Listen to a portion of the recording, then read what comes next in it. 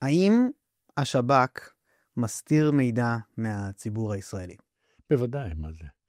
אני רוצה להגיד לך את 7 לאוקטובר בבוקר, ב-6:30, אני התעוררתי, ואני רואה שפרצה מלחמה. אתה יודע מה?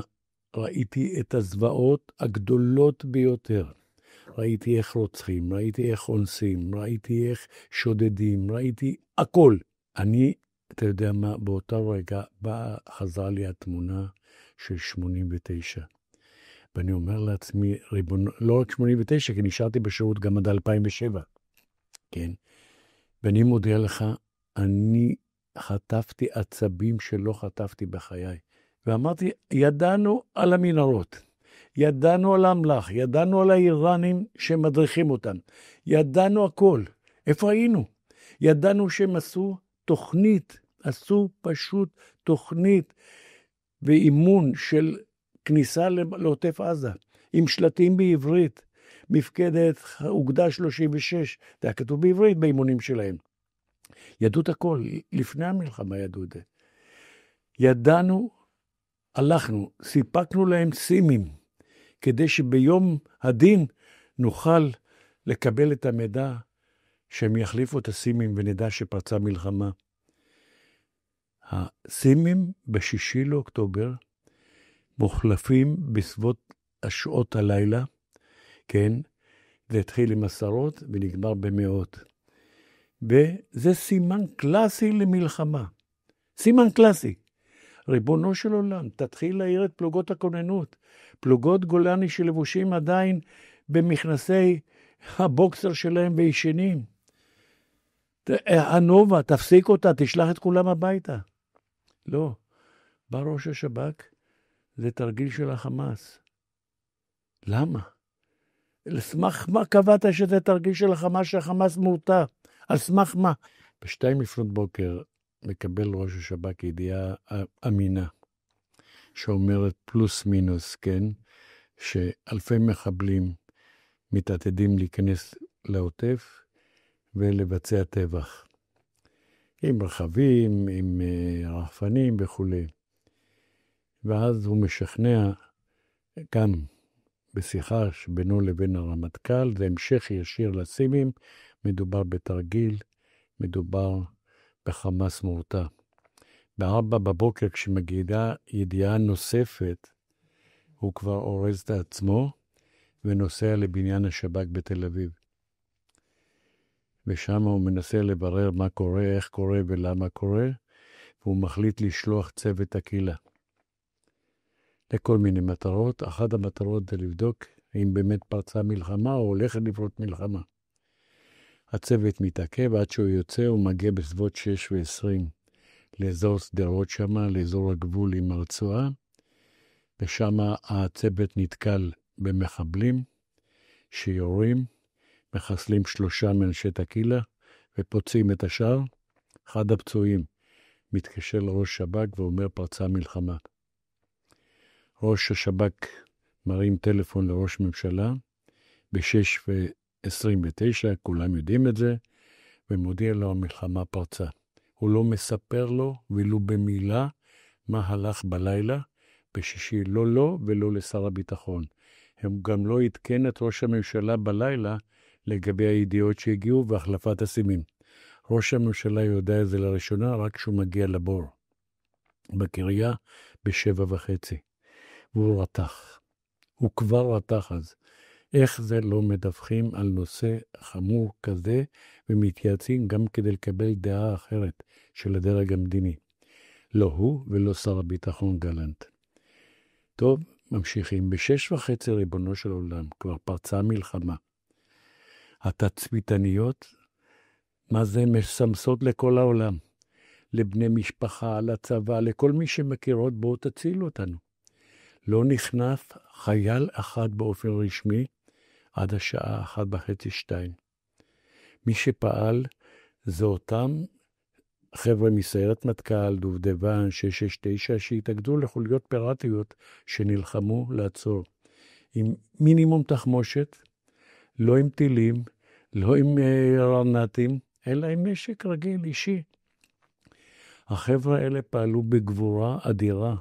חבר'ה האלה נהרגו בכמויות, שוטרים, מג"ב, הם נהרגו שם, הרבה מהם. 12 חברים, משטרת מטכ"ל נהרגו. אנשים שבאמת עשו את המלאכה היטב, ועצרו את הנגלה השנייה. אילו חס וחלילה, בנגלה הראשונה היו 5,600 מחבלים, בנגלה השנייה היו 5,000 מחבלים. אם 5,000 האלה של הנגלה השנייה שהתכוונו להיכנס היו נכנסים, שיהיה ברור, עד היום הזה היינו במלחמה של לבב ולשב, בקריית גת, באשדוד ובעוד כל מיני ערים. כי להתחיל לטפל באלפים של מחבלים, בתוך בתים שמבוצרים, זה לא דבר פשוט. לא לצה"ל ולא לאף אחד אחר, עם כל הכבוד. אני רוצה לומר לך, היו הרבה טעויות. אני לא אשכח דבר אחד, ואני מספר לך את זה. כשח'אלד משעל היה, פרשה של ח'אלד משעל בירדן, מתקשר אליי, אז הוא היה חברי, עמי איילון, הייתי יחד איתו בקורס קצינים, והוא התמנה הרי לראש השב"כ, והוא מתקשר אליי ואומר לי, מיכה, אתה כמומחה לחמאס, יש לי בעיה, ראש הממשלה רוצה שאני אשחרר את אחמד יאסין, בתמורה לשני אנשי המוסד, שהמלך חוסיין איים שאם לא ישוחרר יאסין, הוא יצטרך להוציא אותם להורג. אמרתי לו, תקשיב עמי, אני מודה לך, המלך חוסיין צריך אותנו, להוציא להורג הוא לא יוציא, זה איום שווא. אם אנחנו נשחרר את יאסין, תהיה מדינת חמאסטן. לא ארגון חמאס, אלא מדינת חמאסטן. אחמד יאסין, ברגע שהוא משוחרר, הוא מקים את הכל מחדש. וזה מה שהוא עשה. הוא שוחרר, והוא הקים הכל מחדש. הוא גייס אלפים, וידע לקשור את הקשרים עם האיראנים, עם הקטרים, עם כולם. שסיפקו לו מיליארדים, לא רק מיליונים, אלא מיליארדים. ה$30 מיליון, זה היה פינאץ אלה שהיו עוברים כל חודש למשכורות וכו'. שהם גם היו באישור השב"כ, שברור לך. שב"כ ידע טוב מאוד שנכנסים, והשב"כ יכל לעצור את זה אם הוא היה רוצה, והשב"כ לא עשה את זה. ומה, נניח שזה ראש הממשלה נתן את ההנחיה, כי הוא חשב שזה יביא שקט. אז מה, השב"כ צריך לשחק בנדמה לי? ולהגיד, אני עושה פוז, לא מביא ידיעות. שב"כ היום אמור לדעת בכל מקרה מה קורה, בכל רגע נתון. מתי החמאס עומד לבצע בנגדנו הפשיטה, מתי מלחמה. ואת זה הוא לא עשה. וזה שוב, אני חוזר ואומר את המילים, יערות, שעננות וזלזול באויב. ואני חזור ל6 לאוקטובר, כל הדברים האלה הובילו אותי למחשבה שמשהו גרוע קרה במדינה שלנו. שאני עדיין לא מצליח לבאר אותו, לפרש אותו, אני לא משתמש במילה של בגידה. אני משתמש במילה, וגם לא בקונספירציה. אני טוען שנעשה פה משהו חמור מאוד, כי לא ייתכן שאנשים, 4 אנשים מבריקים, כן, רמטכ"ל, ראש אמ"ן, ראש פיקוד וראש שב"כ, יובילו לטעות הגדולה הזאת בלי לדווח. נעשה פה ניסיון מכוון שלא לדווח לראש ממשלה שנבע ממשהו. האם הסיבות הן פוליטיות? האם הם רצו שיקרה משהו קטן? עולות במוחי הרבה שאלות. אני לא קורא לזה בגידה, עד שאני לא תקום ועדת חקירה, שתבדוק במקצועיות ולעומק, וחייבת לקום. הציבור בישראל חייב לדעת כיצד נוצרה ההפקרות הזאת. והייתה כאן הפקרות אדירה, אני אומר את זה כאיש שב"כ לשעבר, ההפקרות היא לא רק של ראש השב"כ, גם של אנשי צה"ל, אבל בעיקר של ראש השב"כ, ולא רק של אחד, אלא של מספר אנשי שב"כ אחורה. לא ייתכן, נושא האיומים צריך להיבדק, כל הנושא של יורם כהן צריך להיבדק, כל השטויות שהוא אומר עכשיו, אחרי 11 שנה, התבטאויות פוליטיות, כי הוא נמצא ברשימה של בנט, והוא נפגש אישית עם בנט. בני יודע את הדברים האלה. זה ראש שב"כ שהתמנה בגלל ברירת מחדל. האיש הזה, החוכמה רחוקה ממנו. אם הוא מתנהג כך, ואחרי 11 שנה מוציא, לפי דברי ראש הממשלה, מוציא דיבתו. אני יודע דבר אחד. הדברים שהוא אומר כרגע, אני אישית לא מאמין להם. לא ייתכן. ודרך אגב, ראש השב"כ כתב בעצמו, בתחקירים, כתוב בעצמו, לא גילינו נאמנות. מי שאומר לא גילינו נאמנות, מה זה אומר? סימן שהוא היה לא לויאלי לראש הממשלה, לא היה לויאלי לשב"כ, הוא היה למי לויאלי לשקמה ברסלר, והיה לויאלי לקפלניסטים, לחלוץ, לשמלוץ, לכל הדברים האלה.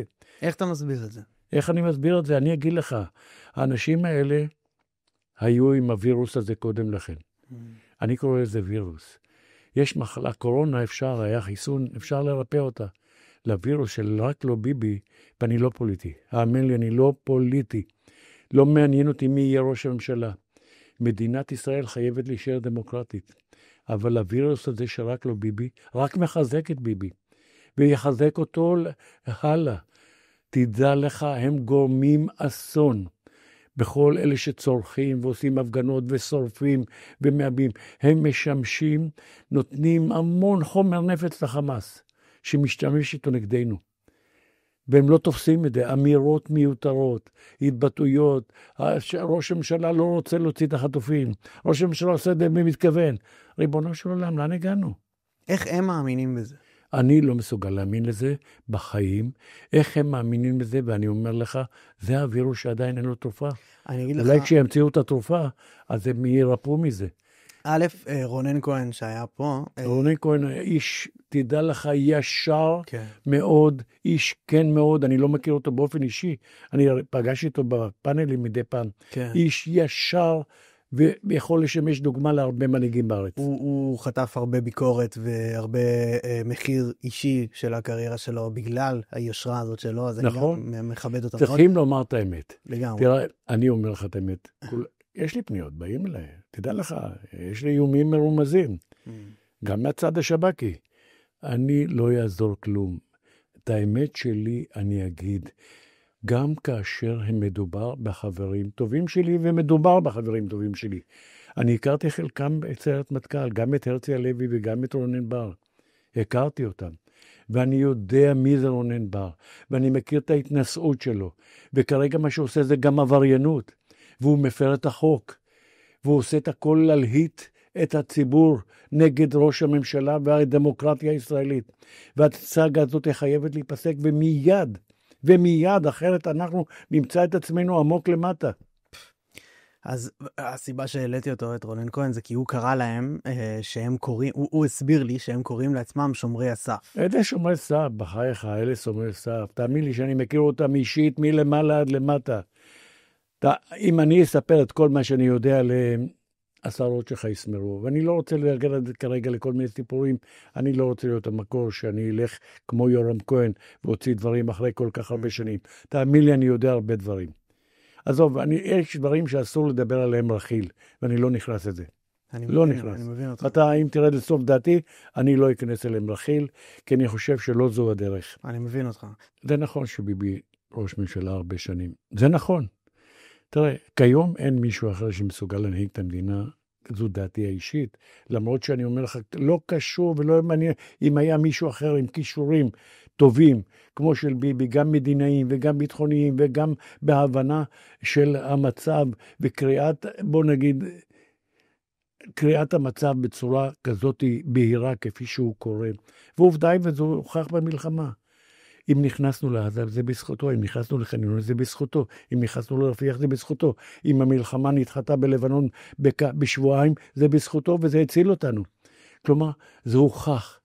כל הנושא של המתווה ההומניטרי, שהוא נלחצנו על ידי משטר ביידן, כן, ממשל ביידן, הרס אותנו. כל ניהול המלחמה על ידי הרצי הלוי, שאני מעריץ אותו מאוד. אבל הוא הפך להיות אחד מהקפלניסטים. הוא וגלנט הפכו להיות אנשים של האמריקאים, יותר, מאלה של ראש הממשלה. זה לא ייתכן. אלה דברים, ניהול המלחמה בעזה היה כושל. אבל כשאומרים שראש הממשלה באופן מכוון לא רוצה להחזיר חטופים, זה הסתכלות לא מפוקחת. זה להאשים אותו בבגידה. כן, אבל להבין מה זה בעצם חמאס, מה זה הדבר הזה? זה נותן לחמאס נשק אדיר, וזה מעלה את סף הדרישות שלהם. לא תופסים את זה. האמירות האלה מסוכנות לעם ישראל. דע לך, אני יודע מקרוב, ותאמין לי שאני יודע, כמה עושה ראש הממשלה להחזיר את החטופים. והוא מוכן לשלם מחיר ענק, כדי שהם יחזרו. ואני מודיע כאן בהצהרה, הנה אני נותן. החמאס לא יחזיר לנו לעולם את כל החטופים. ייתכן שתהיה עוד עסקה של עוד 10, עוד 11, כל השאר לצערי יישארו בידי חמאס עוד תקופה ארוכה מאוד, מאוד מאוד. החמאס לא יסכים עד אשר הוא יהיה בטוח שהוא שורד, והוא מכין את הטבח הבא. זו האג'נדה של החמאס, זה כתוב באמנה שלהם בצורה כזו או אחרת, במי שמכיר את 36 עמודים של האג'נדה הזאת של האמנה, יודע שאני צודק. גם כתוב שם לא ינוהל משא ומתן, ואם ינוהל בכוח, אנחנו לא נסכים אליו. זה כתוב להם. אלה דברים, ואנחנו רואים את זה ביום יום, איך הם מהתלים בנו. רואים את זה מהתלים לא רק בנו, בכל העולם. האנשים האלה משקרים לצורך קיום הג'יהאד שלהם, באינטרפרטציה שהם נותנים לג'יהאד. והאנשים האלה, תדע לך, העולם פה משחק כולם בכפל לשון. אנחנו יודעים את זה, הרי כשהיה דאעש, קואליציה, למה? כי הרגו, שחטו כמה בריטים. אבל כשהרגו פה אלפי ישראלים, והוציאו אותם להורג, ואנסו בחורות, והרגו תינוקות, עדיין העולם לא יתאחד להילחם בחמאס. אם העולם היה יודע כמה חמאס חול הוא גדול, ומקבל מימון ענק מקטר, לצורך מימוש המטרות שלו, האנטישמיות, וגם החבלניות, העולם עוד לא יודע את זה, אבל יש בעולם, באירופה, באסיה, בארצות הברית, בקנדה, בכל מקום, חוליות ענק. הם רכשו הקטרים 120 אוניברסיטאות ברחבי ארצות הברית. כן. הם משקיעים הון עתק בקבוצות כדורגל, בכל דבר שזז, כדי להכניס אנטישמיות, ואלה אנשי חמאס שעושים את זה. מביאים פרופסורים רדיקליים, איסלאמיסטים של האחים המוסלמים, על ידי קטר, שהם מרצים באוניברסיטאות האלה, משקיעים באוניברסיטאות האלה, ומאלצים את ראשי האוניברסיטה להסכים איתם בכל. הם מביאים אלפי סטודנטים, שהם אלה שעושים את האנטישמיות, בהולנד, בארצות הברית, בקנדה, בכל מקום. וחכה, תראה מה יהיה באירופה בעוד מספר שנים. והם רואים עכשיו כבר את מה קורה. ראה מה קורה בסטוקהולם, סטוקהולם כבושה. ראה מה קורה בבריסל, בריסל כבושה. האג ואמסטרדם כבושות. יש שם אלפים של מוסלמים, מאות אלפים גם. הם משתלטים, וזו המגמה שלהם, זה בדיוק אותה אג'נדה של האחים המוסלמים, שקטר משתתפת במימונם. קטר משחק את המשחק לא רק הכפול, המרובע והמתומן גם, עם כל העולם. ואנחנו, מדינת ישראל הייתה צריכה גם את קטר, גם בגלל המעורבות שלה בצורה כזו, כי אין לנו מישהו אחר שייכנס למשא ומתן. והייתה צריכה אותה לכל מיני, בוא נגיד, קשרים שגם היו מודיעינים שהיו לנו ברבות השנים. גם אם היו עושה עסקים. ולכן קטר לא הוכרזה כמדינת אויב. תשמע, השב"כ הוא גוף של חשאי. לשב"כ יש 3 משימות עיקריות. אחת זה סיכול פח"ח, השנייה זה סיכול ריגול, והשלישית סיכול חתרנות. בואו ניקח עכשיו רק רגע את החתרנות. החתרנות הוא אמור להתעסק, זה למעשה החטיבה היהודית בדרך כלל עוסקת בחתרנות בקרב יהודים, והמגזר הערבי עוסק בחתרנות במגזר הערבי. ומה שקורה כיום, השב"כ הולך עם זרם אחד, פוליטי, לצערי הוא מכניס הרבה פוליטיקה אל תוך השב"כ, וזה דבר חמור ביותר. בכל פעם שהוכנסה פוליטיקה לשב"כ, היו משברים, והשב"כ נפגע בתדמית בצורה בלתי רגילה. ורואים את זה כולם, כן, ראש השב"כ הנוכחי מזדהה מאוד עם הצד הקפלניסטי של המפה. והוא מיודד מאוד עם גלי בהרב מיארה, שבעלה היה פקוד שלו, ומיודד עם שקמה ברסלר, שבעלה היה פקוד שלו, וההורים של אשתו הם מהממונים הגדולים של אותם הפגנות בקפלן. כלומר, הבן אדם בניגוד עניינים מושלם, והוא לא הסתיר את זה. הוא מדבר על זה עם בכירים בשב"כ, הוא מראה צד אחד, והוא גם מתנשא באופיו. אני מכיר אותו עוד מסיירת מטכ"ל, לא הכרות מקרוב, אבל אני מכיר אותו היטב, ואני מכיר מה דיברו עליו בסיירת מטכ"ל באותה תקופה, שהוא מתנשא, שהוא חוצפן, שהוא, בוא נגיד ככה, זורק באוויר אמרות שלא צריך לומר. נקרא לזה בעדינות, כן? כן. אז אחת המשימות, כמו שאמרתי, חתרנות, השב"כ, מאז הפגנות קפלן ועד היום, שזה תפקידו, לבוא ולחקור את כל אלה שקוראים בוגד לראש ממשלה, כל אלה שמנסים לערער את שלטון דמוקרטי, זה חתרנות.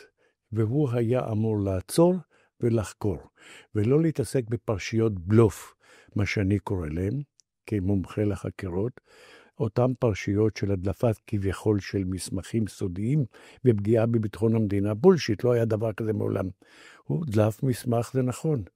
ובצדק לראש הממשלה, ששמה המסמך הזה היה מאוד חשוב לניהול משא ומתן בקשר לחטופים. והמסמך הזה מטעמים פוליטיים לא הועבר לעיונו של ראש הממשלה, ולכן אולי נעשתה עבירת משמעת, אולי גם זה לא בטוח, כי יש איזה משהו שעלה בוועדת אגרנט שמאשר להעביר מידע לכל אחד, אם במידה חושב שהמידע הזה לא הגיע לידו. אז דנים על זה. כן. בכל אופן, שיהיה ברור, כאן חד וחלק, נעשת פה טעות איומה בקבלת החקירה הזאת לשב"כ. כנ"ל פרשת קטרגט.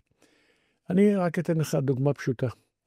קח לך את רונן בר, שהוא היה איש שסגר את מעצר האנשים יחד עם הרמטכ"ל ומצח, את רוזנפלד, את פלדשטיין ועוד אחד שבטעות עצרו אותו באילת, עם אותם רובים מכוונים להם, למשפחה, לכולם, בשעת בוקר מוקדמת, דבר שאני לא מתקבל לדעת, לא היה בתקופתי, וגם אסור שזה יקרה, ככה לא הולכים לעצור אנשים. זה לא רק שזה מפחיד ומבעית, זה דבר שהוא בניגוד לכללים דמוקרטיים, ואני נגד זה. בקיצור, הוא לקח את החקירה הזאת, שהיא חקירה פוליטית, אסור לה היה מלכתחילה. פלדשטיין למשל היה עצור משהו 3 חודשים פלוס. נמק שם באחד מתאי המעצר, התנהגו לה מאוד לא יפה, במהלך המעצר, ואני אומר את זה בלשון המעטה, כן? לא נחקר מעולם ב3 החודשים האלה שום שאלה בנושא קטר. מה זה אומר? שהשב"כ לא ידע מה יש עם הנושא הקטרי. אם הוא לא נשאל שאלה, אם הוא פגע בביטחון המדינה, מה שהם אומרים כבר 2, איך זה שהוא לא נשאל בחקירה שאלה? הוא היה אצלם, הוא היה בכלא. יותר מזה, 2 שבועות לפני שהוא שוחרר, ראש השב"כ נתן הצהרה ואמר, מבחינתי אין פגיעה בביטחון המדינה, הוא יכול להשתחרר הביתה למעצר בית, כן, להמשך חקירה, אבל הוא אמר שאין פגיעה בביטחון המדינה, ולא הזכיר את המילה קטר. דהיינו, ראש השב"כ בעצמו לא ידע את המידע שמדובר. ואז חבר הכנסת קריב וחברת הכנסת לזימי פנו ליועצת המשפטית ואמרו שהם שמעו שמועות שיש 2 מלשכת ראש הממשלה שהם קשורים לקטר. לכל מיני כספים שקיבלו מקטר תמורת עבודה שהם עושים למען ממשלת קטר. משמעות. ועל סמך זה, אותה יועצת משפטית, גלי בהרב מיארה, פתחה בחקירה. אבל היא לא פתחה עדיין בחקירה של חבר הכנסת קריב, קודם לכן, שנה לפני כן, על הדלפת מסמכים מוועדת החוץ והביטחון. אלא רק בימים האחרונים, אחרי שהיא פתחה כבר את החקירה השנייה. אני מבין. מה אני רוצה לומר כאן? שהשב"כ לא ידע כלום על קטר. אם חס וחלילה, מישהו מלשכת ראש הממשלה, ואני אומר את זה בוודאות, מוחלטת, היה קשור לקטר או פגע בביטחון המדינה, שיהיה ברור לך, השב"כ היה, א', אמור לדעת את זה, ב', היה אמור להפסיק את זה. אבל הוא לא עשה כלום. סימן שהחקירה הזאת היא חקירת בולשיט, חקירת בלוף. ולכן היו צריכים להשאיר את החקירה הזו רק בידי המשטרה, שיבדקו להעביר למס הכנסה או לא מס הכנסה, קיבלו כספים, לא קיבלו. אני רק רוצה לומר לך, להבהיר שיש הרבה מאוד אנשי צבא, כולל אלופים, והרבה מאוד אנשי שב"כ, בכירים מאוד, שמנהלים קשרי ביטחון עם קטר, באופן פרטי, ומוכרים את כל מה שהם למדו, את כל הידע שלהם, לקטרים, ואף אחד לא בודק את זה. השב"כ לא עצר אותם, לא חקר אותם, מה אמרתם, מה שאלתם, מה זה, וכו'. שום כלום. זה אומר דרשני, שכאן החקירות הן פוליטיות. אני אסתפק בנושא הזה. כן, טוב, זה המון דברים. זה המון. אני מקווה שנצליח לגעת. אני עוד רוצה שנגיע באמת לקטר ולכל הדברים. אנחנו נגיע לחמאס. נגיע לכל, בדיוק. אז אני רוצה שנייה לקחת כזה צעד אחורה ולשאול, מה השב"כ לדעתך מסתיר מהציבור בנוגע לכל מה שקורה במדינה בשנתיים האחרונות למעשה כבר, בשנה וחצי האחרונות, מאז 7 בוא נגיד לך, השב"כ, כמו שאמרתי לך, הוא גוף שגם אוסף מודיעין, ואמור היה לתת הערכת מודיעין לגבי מלחמה תפרוץ או לא תפרוץ בינינו לבין החמאס, בין השאר. הוא לא, שלא לדבר, זה לא לגבי סוריה ולא לבנון, אלא רק לגבי רצועת עזה. ב-2013 הייתה יחידה 504 שעסקה בתחום הזה, והפעילה סוכנים ברצועת עזה. משום מה הייתה החלטה של הרמטכ"ל באותה תקופה, להעביר את הכל לשב"כ, והשב"כ יהיה ממונה על העברת הערכת מודיעין לגבי המצב בעזה. השב"כ, ואני חייב פה לחזור כמה שנים אחורה, אני בשנת 1983 עצרתי את השייך אחמד יאסין, כשהוא היה ראש המוג'מה האסלאמי, זה השם טרום חמאס, לאותו ארגון של החמאס. למה? כי נודע לנו, יותר נכון לי בחקירה שאני ביצעתי עם מישהו אחר, שהמוג'מה האסלאמי למעשה הקים פלג צבאי, אסף כלי נשק ומתכוון להילחם במדינת ישראל ולהתחיל עם פשעים קשים בעוטף ובכל מיני מקומות אחרים. מאז החלטתי לעצור את הקבוצה הזאת. אני עושה את זה הרבה יותר קצר ממה שזה היה במציאות.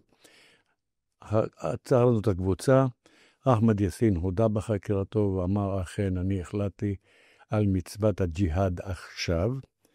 אני מורה על כך שחייבים, הארגון שלי חייב לבצע פעולות של שחיטה, הוא הסתמך במילה שחיטה ורצח של יהודים וישראלים, כדי לקדם את הקמת המדינה האסלאמית במזרח התיכון, שהיהודים מפריעים להקמת מדינה כזאת. זו הייתה האג'נדה הכללית שלו. הבן אדם הזה במסגד שלו הפרטי שנמצא במחנה פליטים שתי, סחף המונים. 100,000 פקדו את המסגד הזה וספגו ממנו את הדרשות שהן היו קיצוניות ביותר, אנטי-יהודים, וראה זה פלא, מדינת ישראל באותה תקופה סיפקה לו, נתנה לו המון כסף, כי לא חשבו שהוא עוסק בעניינים צבאיים, כדי שיקים עוד מסגדים, כי אמרו עדיף דתיים על טרור. זה נכון לכאורה, אבל לא ידעו בשב"כ ולא בשום גוף מודיעין שהכוונה שלו היה להקים את אותו גוף צבאי, פלג צבאי בתוך המוג'מה האסלאמי. הוא גייס את אחד הסוכנים הכי טובים שלנו, שעבדו איתנו, והוא בגד בנו, והוא גייס אותו לשמש כראש הפלג הצבאי. אני חקרתי את הסוכן הזה, הוא סיפק לי המון מידע על הארגון, כולל על כל מקורות הנשק שהם השיגו, איפה הם הוחבאו, ומה הכוונות של אחמד יאסין, איפה להתחיל, איפה לגמור, עם הנשק, מתי להשתמש, ומתי להתחיל את הפעולות הצבאיות. בין השאר הסוכן סיפר לי על כך שהוא, יחד עם חבר המוג'מה, ועוד איזה קרימינל ערבי מהמשולש, והחייל יהודי פרצו לבסיס בשדה תימן, ושם הם גנבו 58 רובי M16, גנבו רימונים, חומרי חבלה וכו', ואותם הסתירו במקומות שונים ברצועה.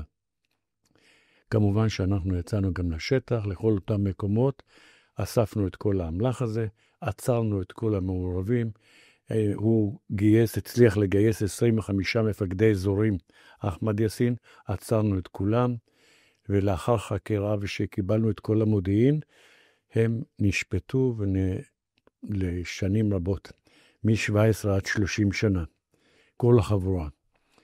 ואני חשבתי שכך יהיה קצת שקט לנו. אפילו ראש הממשלה דאז רבין בא לראות את אחמד יאסין בכלא, אחרי שאני אמרתי שזה הארגון הכי מסוכן למדינת ישראל, צריכים להשמיד אותו כשהוא קטן. אמרתי גם לרבין, הם חייבים להישאר בכלא תקופה ארוכה מאוד, שירגבו בכלא, אחרת אנחנו נסבול.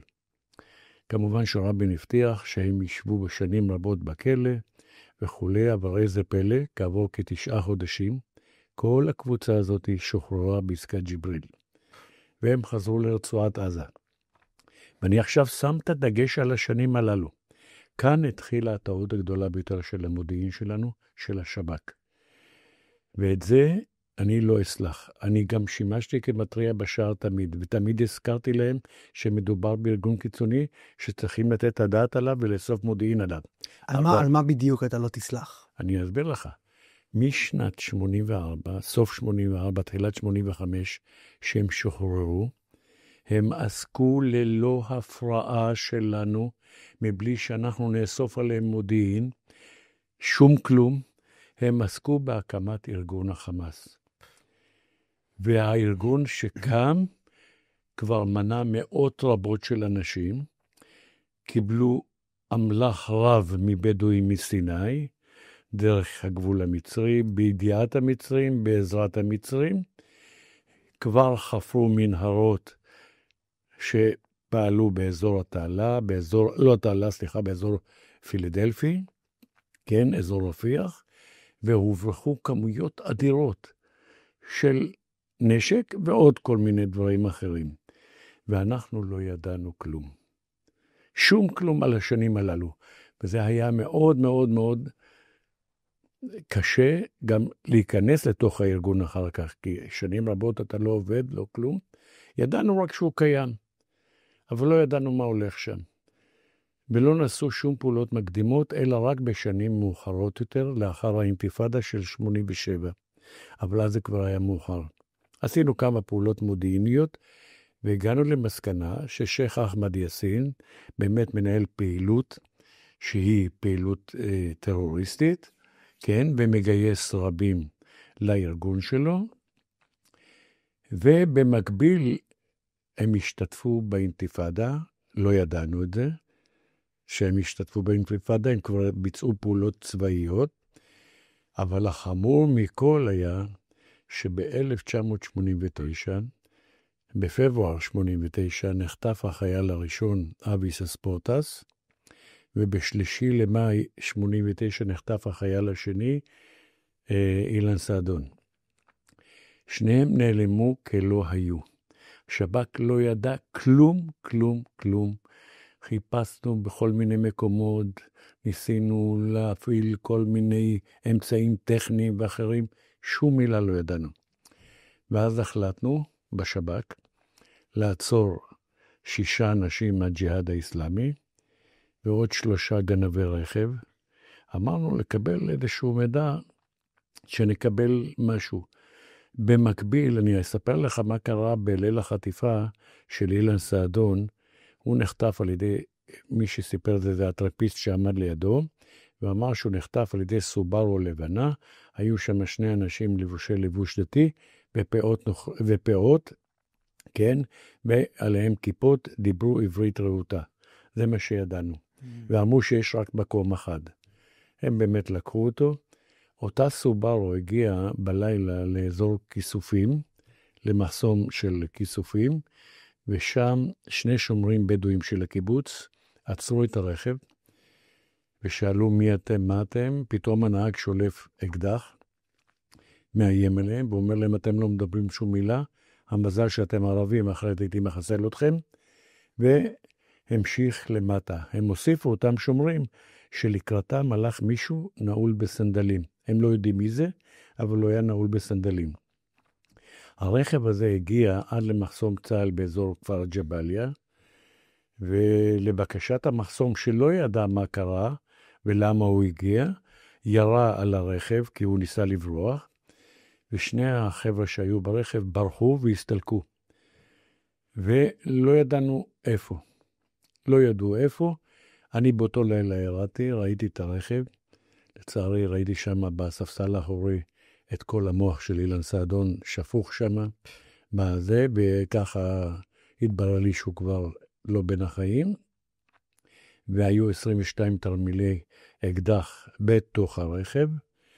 היו שם שתי כיפות, לבוש דתי ופירות נוכריות שבהם השתמשו לקבר לנושא החטיפה. וכאן נצטרך להתחיל את החקירה. אז כאמור החלטנו לעצור 6 מהג'יהאד האסלאמי ועוד 3 גנבי רכב. ירדתי למעצרים שזה לא תפקידי, אבל החלטתי שאני רוצה לדעת אצל כל אחד מה נמצא בבית, אצל אנשים מהג'יהאד האסלאמי וגנבי הרכב, אולי נמצא גם כל מיני דברים שיעזרו לי בחקירה. ואחרי שביצעתי את כל המעצרים, יחד עם צהל, עמד שם ליד הקומנדקר איזה מישהו בשם מחמד שרת חבד צרח, למה אתם עוצרים את אחי? תשחררו אותו, אין לו כלום וכו'. זה אחד מגנבי הרכב. ואני אמרתי לו, אתה יודע מה, בכבוד גם אתה עצור, הוא לא היה מתוכנן למעצר, העליתי אותו לקומנדקר, ולא טעיתי למה, תשמע בהמשך מה אני הולך לומר לך. והמשכנו משם לכלא עזה, שם גייסתי כ-32 חוקרים שלי לבוא לחקור את כולם, חקירה מסיבית, כדי לנסות לפצח מי חטף את החיילים, ולאן הם נעלמו. חקרנו קודם כל את אנשי הג'יהאד האסלאמי, הם נתנו הודעות מאוד יפות, אבל שום מילה על החטיפה, הפסקתי את החקירה, הם נכנסו לכלא, והתחלתי עם גנבי הרכב, התחלתי קודם כל לעבד אל-כרים שרתחה, זה אותו אח של זה שצרח שם. ואז אני אמרתי לו, אני רוצה שתגיד לי מאיפה גנבת את הרכב. אז הוא אומר לי, אתה מתכוון לסובארו הלבן? אמרתי, כן. הוא אומר, גנבתי את זה מבני ברק, מתושב שהוא לא דתי. כלומר, כאן כבר חיזקתי את הגרסה שלי שמדובר בקבר בכל מה שנמצא שם באוטו. שאלתי אותו, ולמי נתת אותו? הוא אומר, אני קיבלתי הנחיה למסור אותו לשני אנשים עזתים שעבדו ברמלה, תמורת 2,500 שקל. ואחרי זה מה שעשיתי, קיבלתי 2,500 שקל. למי מסרת? הוא אומר, אחד זה קוראים לו מחמוד מבחוך, ולשני קוראים מחמד נסר. אני ישר נדלקתי, כי אני מכיר את שניהם, בחקירה קודמת שעצרתי אותם. הם היו אז בפתח, בחלק הדתי של הפתח, ולכן קבצתי שם הפיוזים במוח, ואמרתי, אני חייב לעצור אותם כמה שיותר מהר. כבר שלחתי מיד תוך כדי שיחה איתם לנסות לעצור את השניים האלה. מסתבר שהם הגיעו, הצבא הגיע אליהם הביתה, הם ברחו מהבית, עברו בתוך כמה בתים, מעזה לח'אן יונס, מח'אן יונס לרפיח, ומשם חצו את הגבול וברחו. אותם לא הספקתי לזה. אבל עצרנו את האנשים אחרים, והמשכתי את החקירה. אמרתי, עכשיו אני צריך לברר עם אותו אח, שדרך אגב הוא נעול בסנדלים, כן? גם במעצר. ואז אני רואה את הסנדלים, ונדלק לי הפיוד על מה שסיפרו אותם חבר'ה מכיסופים. אמרתי, הוא כנראה בן אדם שעמד לקבל את אותו רכב במחסום כיסופים. קוראים לו מחמד שרת, הוא היה עצור לפני כן 6 פעמים, אף פעם הוא לא הודע. בפעם האחרונה שהוא נעצר, מצאו אצלו ברכב 6,000 כדורים, ועוד 3 אקדחים, והוא אמר שהשב"כ הכניס לו את זה לאוטו. והוא שוחרר על ידי שופטים. והיה בחוץ. בקיצור, אני אומר לו, תקשיב טוב, הפעם זה אני חוקר אותך. אתה לא תצא מהכלא עד שאתה תספר לי את כל האמת, ואני לא יודע כלום עליו. כלום, כי הוא לא תוכן למעצר גם. אמרתי לו, תקשיב, אני דורש ממך שאתה תספר לי ותיתן לי את הרובה של אילן סעדון, אני רוצה את הרובה. ואני אומר, לקחתי כאן אימון מסוכן, זרקתי לו פרט, שאני לא יודע אם הוא קשור אליו או לא, אבל הרגשת הבטן שלי כחוקר, האינטואיציה, שהוא מסתיר חומר רב. הוא במשך שעתיים מדבר איתי ומעשן סיגריות, פתאום איש דתי שמעשן סיגריות, דבר שהוא לא נהוג, עישן קופסה שלמה, הוא אומר לי, אני לא יודע כלום, אמרתי, אני לא בזבז זמן, צצה במוחי הברקה, לא סיפרתי את זה אפילו לחוקרים, לא התייעצתי איתם, לא כלום, אמרתי, לכו מיד, תביאו לי זוג מדים, בכובע, במידות שלו. הוא שומע והוא מבין עברית, כן? אני לא חייל שלכם, מה פתאום במידות שלי? עכשיו תתלבש. הוא לבש את המדים, אמרתי לו, אני עושה את זה כדי להגן עליך, אתה יוצא איתי להביא את הרובה של סעדון, אתה תלבש מדי צה"ל, שיחשבו שאתה חייל, ושלא רוצה שיזהו אותך כתושב רצועה. לא, אני לא מסכים, כן מסכים, אמרתי לו עכשיו לרכב שלי. לקחנו אותו לרכב שלי, העליתי אותו לידי, ומאחוריי מאבטח, בעוד 3-4 קומנדקרים אחריי שמלווים, ואני אומר לו עכשיו תוביל. אנחנו נוסעים לכיוון ג'באליאן, אחרי 200 מטר הוא עוצר אותי, הוא אומר לי, אני רוצה לבקש סליחה. את הרובה של אילן סעדון אני לא יכול לתת לך, כי העברתי אותו לחוליה שחצה את הגבול למצרים. אבל את הרובה של אביס הספורט, אז אני מבטיח לתת לך.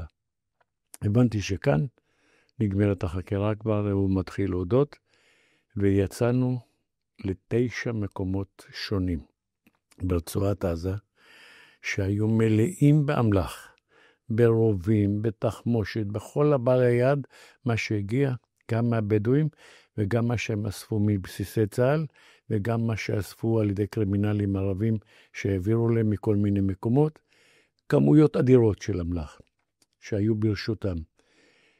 הבן אדם הזה לקחתי אותו אחר כך, אחרי ההצבעות האלה, לכלא עזה חזרה, והמשכתי לחקור אותו. איש עם זיכרון פנומנלי, איש משכיל מאוד, בדואי, והוא פתח את פיו, סיפר לי את כל קורות החמאס, איך הם שינו את השם ממוג'מה לחמאס, איך הם השתתפו באינתיפאדה, איזה פיגועים הם ביצעו באינתיפאדה. על עצמו הוא סיפר שהוא מפקד חוליה שנקראת 101, על שם החוליה של מאיר הר-ציון, וזה הוא הריץ אותם. הוא הממונה על חוליות הרצח, והוא גייס את מחמוד מבחוח, שאותו חיסלנו יותר מאוחר בדוביי, ואת מחמד נסר. הוא גייס אותם, והם פעלו כאנשים חוטפים ורוצחים. וההנחיה הייתה לחטוף ולרצוח מיד בתחילת הנסיעה, לא להשאיר את הבן אדם חי, כאשר המגמה הייתה לנהל משא ומתן כאילו הם בחיים, ולקבל בתמורתם אסירים וכו'.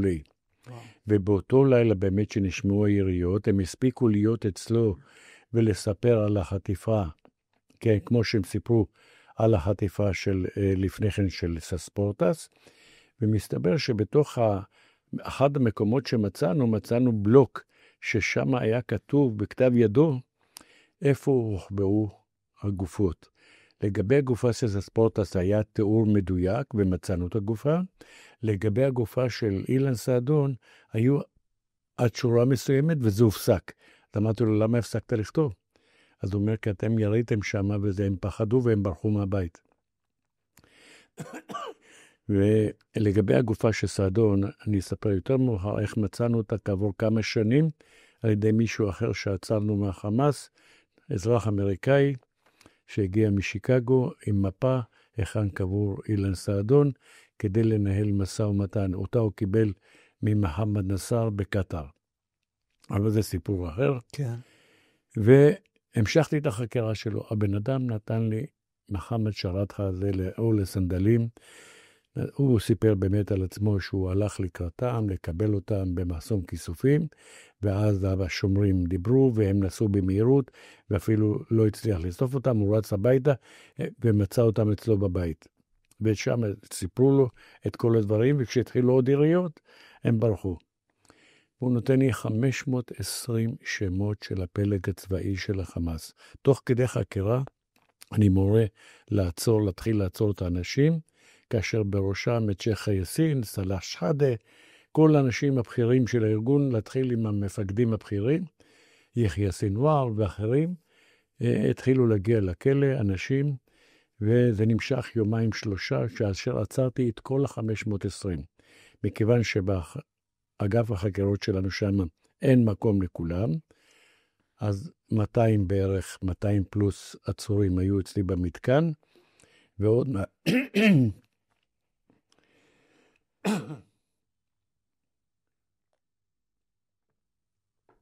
וכל השאר היו במכלאות שהכנו בשאטי, בח'אן יונס ובמחנות המרכז. הם המתינו שם, הם נעצרו למעצרים מנהליים, כי לא הייתה ברירה, והיה חשוב לעצור את כולם, כי כל אחד השתתף בפעילות כזו או אחרת. והם היו כל הפלג הצבאי של החמאס, וכל המפקדים של האזורים. בקיצור, את מפקדי האזורים כמובן שהבאתי לכלא אצלי, והתחלתי לחקור את כולם. אחרי שסיימתי ממנו וקיבלתי את כל הפרטים לגבי החמאס, והוא זכר בעל פה 520 שמות עם הכינויים שלהם, ואיפה נפגשים איתם וכו' וכו'. סיפר לי את התולדות של אחמד יאסין, איפה הוא גויס ולמה הוא גויס, ומה הוא היה אומר בדרשות וכו'. סיפר לי על יחיא סנוואר, איך הוא משמש יועץ לאחמד יאסין, משמש מפקד קוואט אל-מג'ד, לכוחות התהילה שאחראים להרוג משת"פים, ועוד ועוד הרבה דברים, אבל אני החלטתי קודם כל ללכת לחקור את אחמד יאסין. אחמד יאסין היה טיפוס שהיו צריכים לשאת אותו על כפיים בגלל שהוא היה משותק, כן? הוא היה קל במשקל, אבל איש חכם מאין כמותו במגזר הערבי החמאסי. האיש הזה היה מאוד מתוחכם, הוא הכיר אותנו היטב, את כל הגווארדיה ששלטה במדינת ישראל באותה תקופה, הוא הכיר לפני ולפנים, הוא למד אותם, למד ביוגרפיה של אנשים, קרא ספרות ישראלית, והתמצא, והיה מעורה מאוד בכל מה שקורה בישראל.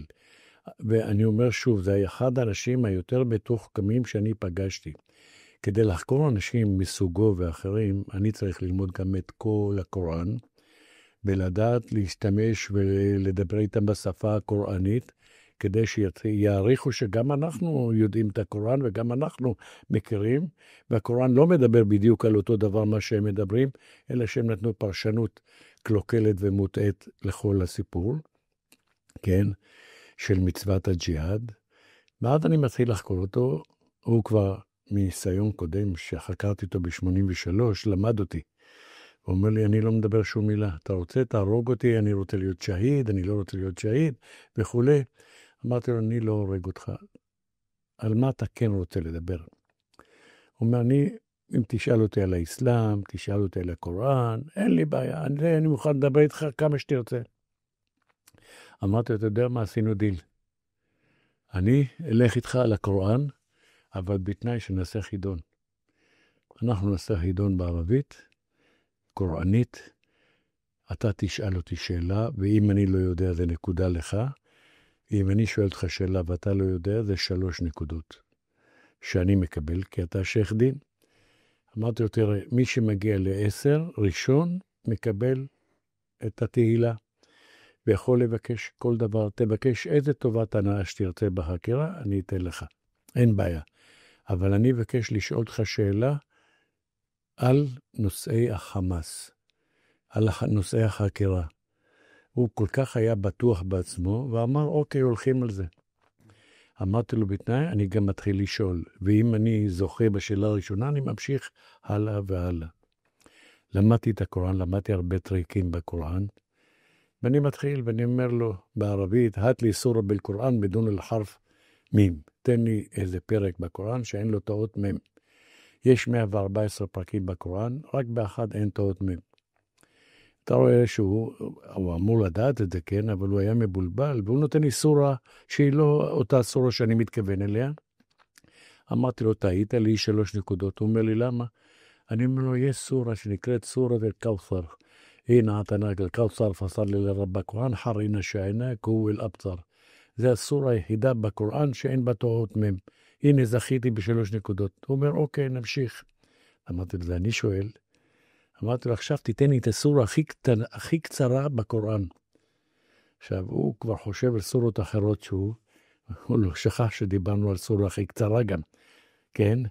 ואז אני אומר לו, שוב טעית, הסורות דיברנו עליה, סורת אל-קאות'ר, יש בה 3 פסוקים, היחידה, כל השאר זה מ4 פסוקים ומעלה. הוא אומר, יש לך 6 נקודות, תמשיך. אז אני אומר לו, זה יודע מה? בוא נלך על דבר קל. מה זה הפרק הכי ארוך בקוראן? זה משהו דומה לקופיוטט של תהילים. ואז הוא אומר לי, סורת אל-בקרה. אמרתי לו, כן, אבל לא שמעת את כל השאלה, אתה מפסיק אותי. אני בכוונה נותן לזה לחשוב שהוא זכה. אמרתי לו, כן, אבל כמה פסוקים יש בפרק הזה? אתה צריך להגיד לי בדיוק. אז הוא אומר לי, 280, 281. אמרתי לו, כמה בדיוק? ואני בכוונה לוחץ אותו כדי שיתבלבל. והוא לא נתן את המספר האמיתי, ואני אומר לו, יש 286 פסוקים. שוב זכיתי, יש לי כבר 9 נקודות. וככה אני ממשיך, וזה הגעתי ל12 נקודות. ואמרתי לו, עכשיו, עשינו לפני כן שבועה בדואית עתיקה, סחר סחר, ולבחר בחר, ובכף אל-עיד מתון בשער. כלומר, למין שבועה כזאת של בדואים, שלפני שהם עושים את זה משהו, הם עושים את השבועה הזאת, ואמרתי לו, עכשיו אני שואל את השאלה. שאלתי אותו את השאלה הכי ארוכה שאי פעם שאלתי מישהו, שאלה שמכילה את כל הנושאים שאני רוצה לדבר עליהם. הבן אדם נשבר, ופתח לי את כל יריעה, מתחילת, אומרים בערבית, מן טוק-טוק לסלאם עליכום, מההתחלה ועד הסוף. פתח לי את הכל לגבי החמאס, איך הוא הקים את ארגון החמאס, איך הוא שינה את השם של הארגון, איך הוא בחר את אנשים בקפידה, מה הייתה שיטת הגיוס שלו, מה המידור שלו, נתן לי את אותם שמות שנתן לי יהוא, והוסיף לי עוד כל מיני שמות, נתן לי קודים לגבי כל מיני מקומות משלש שבהם הסתירו דברים, שמות של מסגדים שבהם הם התאמנו, ששם מוסתר נשק עדיין וכו'. בקיצור, נתן לי את הכל בחקירה מודיעינית, ואני אמרתי לו ככה, תראה, אני עצרתי הרבה אנשים, אין לי זמן למשחקים, כל מי שישחק אותה, והם היו אנשים קשים מאוד בחקירה, וישחק אותה קשוח וכו', אני לא רוצה להפעיל עליו את מה שאני יכול, ואני יכול להפעיל גם לחץ פיזי, אני רוצה שאתה תיתן להם פתווה. ברגע שאתה נותן פתווה, הם חייבים לדבר. פתווה בערבית זה פסק דין הלכתי. אמר לי, אוקיי, מי שלא ידבר, תביא אותו אליי. וזה מה שהיה. לקחתי את הראשון אחריו, את יחיא סנואר. יחיא סנואר נכנס לחדר, שיחק אותו, אתה הצגה, אני רוצה, תהרוג אותי, אני שהיד, אני לא רוצה לדבר איתך בכלל, אני לא מכיר אותך, אם הייתי פה במקומך, הייתי כבר מזמן רוצח אותך, חוקר אותך ורוצח אותך, התחיל להתלהב. אמרתי, תקשיב טוב, אם אתה חושב שאני בזה, אתה תרגיז אותי ואני אקום ואני אכה אותך ואני את זה, לא אשתמש מולך בשום כוח פיזי, ולא ארצה שאתה תמות. אני רוצה שקודם כל תספר לי את כל מעלליך בחמאס, כל מה שעשית על הפלסטינאים בעזה, איך רצחת אנשים, כל זה אתה תספר. רק אחרי שתגמור אני אחליט אם תהיה שהיד או לא תהיה שהיד. עכשיו אתה אצלי. אומר לי, אין לי מה לדבר איתך, לא רוצה לדבר. לקחתי איתו ליסין. יסין אומר לו, תשמע, נותן לו את הפתווה. אומר לו, ומוסיף לו עוד משפט. הוא אומר, אל תדאג, אתה ואני וכולם ישתחררו, כי אנחנו נחטוף בבוא הזמן חיילים, אזרחים וכו' ישראלים, ונשתחרר יחד איתם. אין לך מה לדאוג. לימדתי אתכם בשיעורים מה זה סבלנות, ואתם תהיו סובלניים. בקיצור, אני לוקח אותו לחדר אצלי שוב, הבן אדם התחיל להודות ומספר לי, קודם כל אמרתי לו, אני רוצה לדעת כמה אנשים רצחת, הוא אומר לי 12, ואיך רצחת, והוא מספר לי שהוא קרע את ראשיהם במצ'טה של קצבים, ועל כן התושבים בעזה ובח'אן יונס בעיקר קראו לו הקצב מח'אן יונס, וזה השם שניתנו לו הם, לא אנחנו. המקרה האחרון שהוא רצח זה היה המקרה הכי מזעזע. זה מישהו שהיה בפתח, האח שלו בחמאס, הוא אומר לאח בחמאס, תביא אותו לחקירה כי הוא משתף פעולה עם היהודים. הביאו אותו לג'בליה, קראו לפני כן, חפרו קבר בג'בליה, והכינו אותו, וכשהוא מגיע, הם ישר שמים אותו בתוך הקבר, כשהוא עדיין בחיים, כן, וזורים עליו שניהם חול, עד שהוא נופח נשמתו. אני רוצה לומר לך, אני כאדם, כחוקר, כמי שרגיל לחקירות, הייתי בשוק, הייתי בטראומה בלתי רגילה, למנע ממני כמה לילות מלישון. אמרתי, איך בני אדם מסוגלים לבצע רצח מהסוג הזה? מסתבר שהוא ביצע, אבל את הראש שלו הוא לא קרא, זה היחידי שלא קרא את ראשו, הוא רק הרג אותו כשהוא בחיים, כן?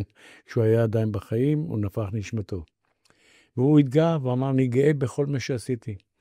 כמובן שהוא גם סיפר לי איך הוא גייס אחרים.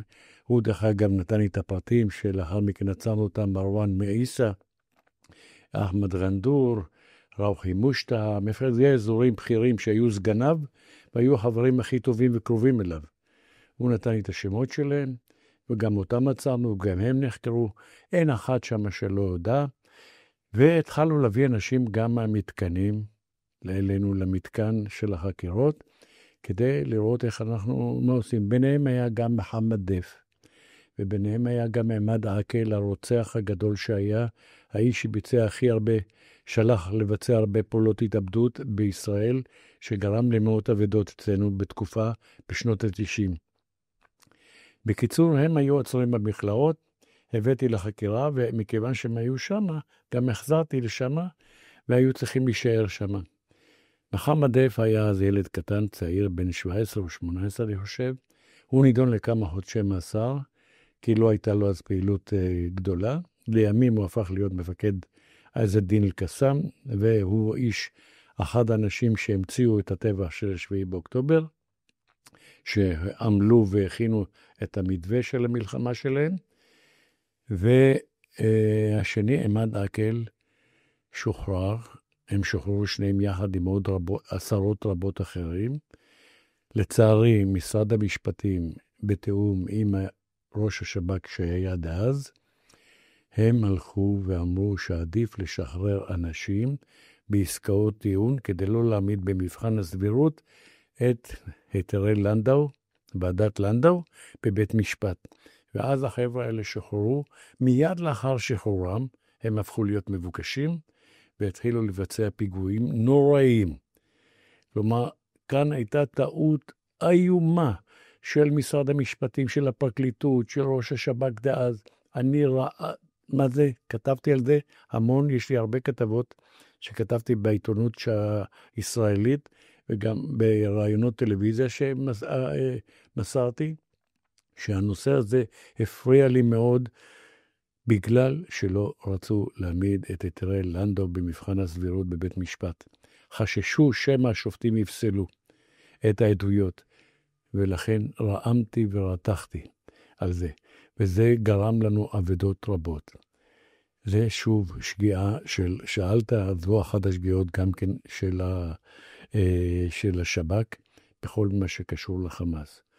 תראה, השתתפתי מאז, כולם כמובן נשפטו ונכלאו לשנים רבות, וזה לא נגמר, כי יחיא סינואר ואחמד יאסין, כל עוד הוא היה בכלא לפני שהוא שוחרר בעסקת משל, עסקו בפעילות חבלנית עוינת מתוך הכלא.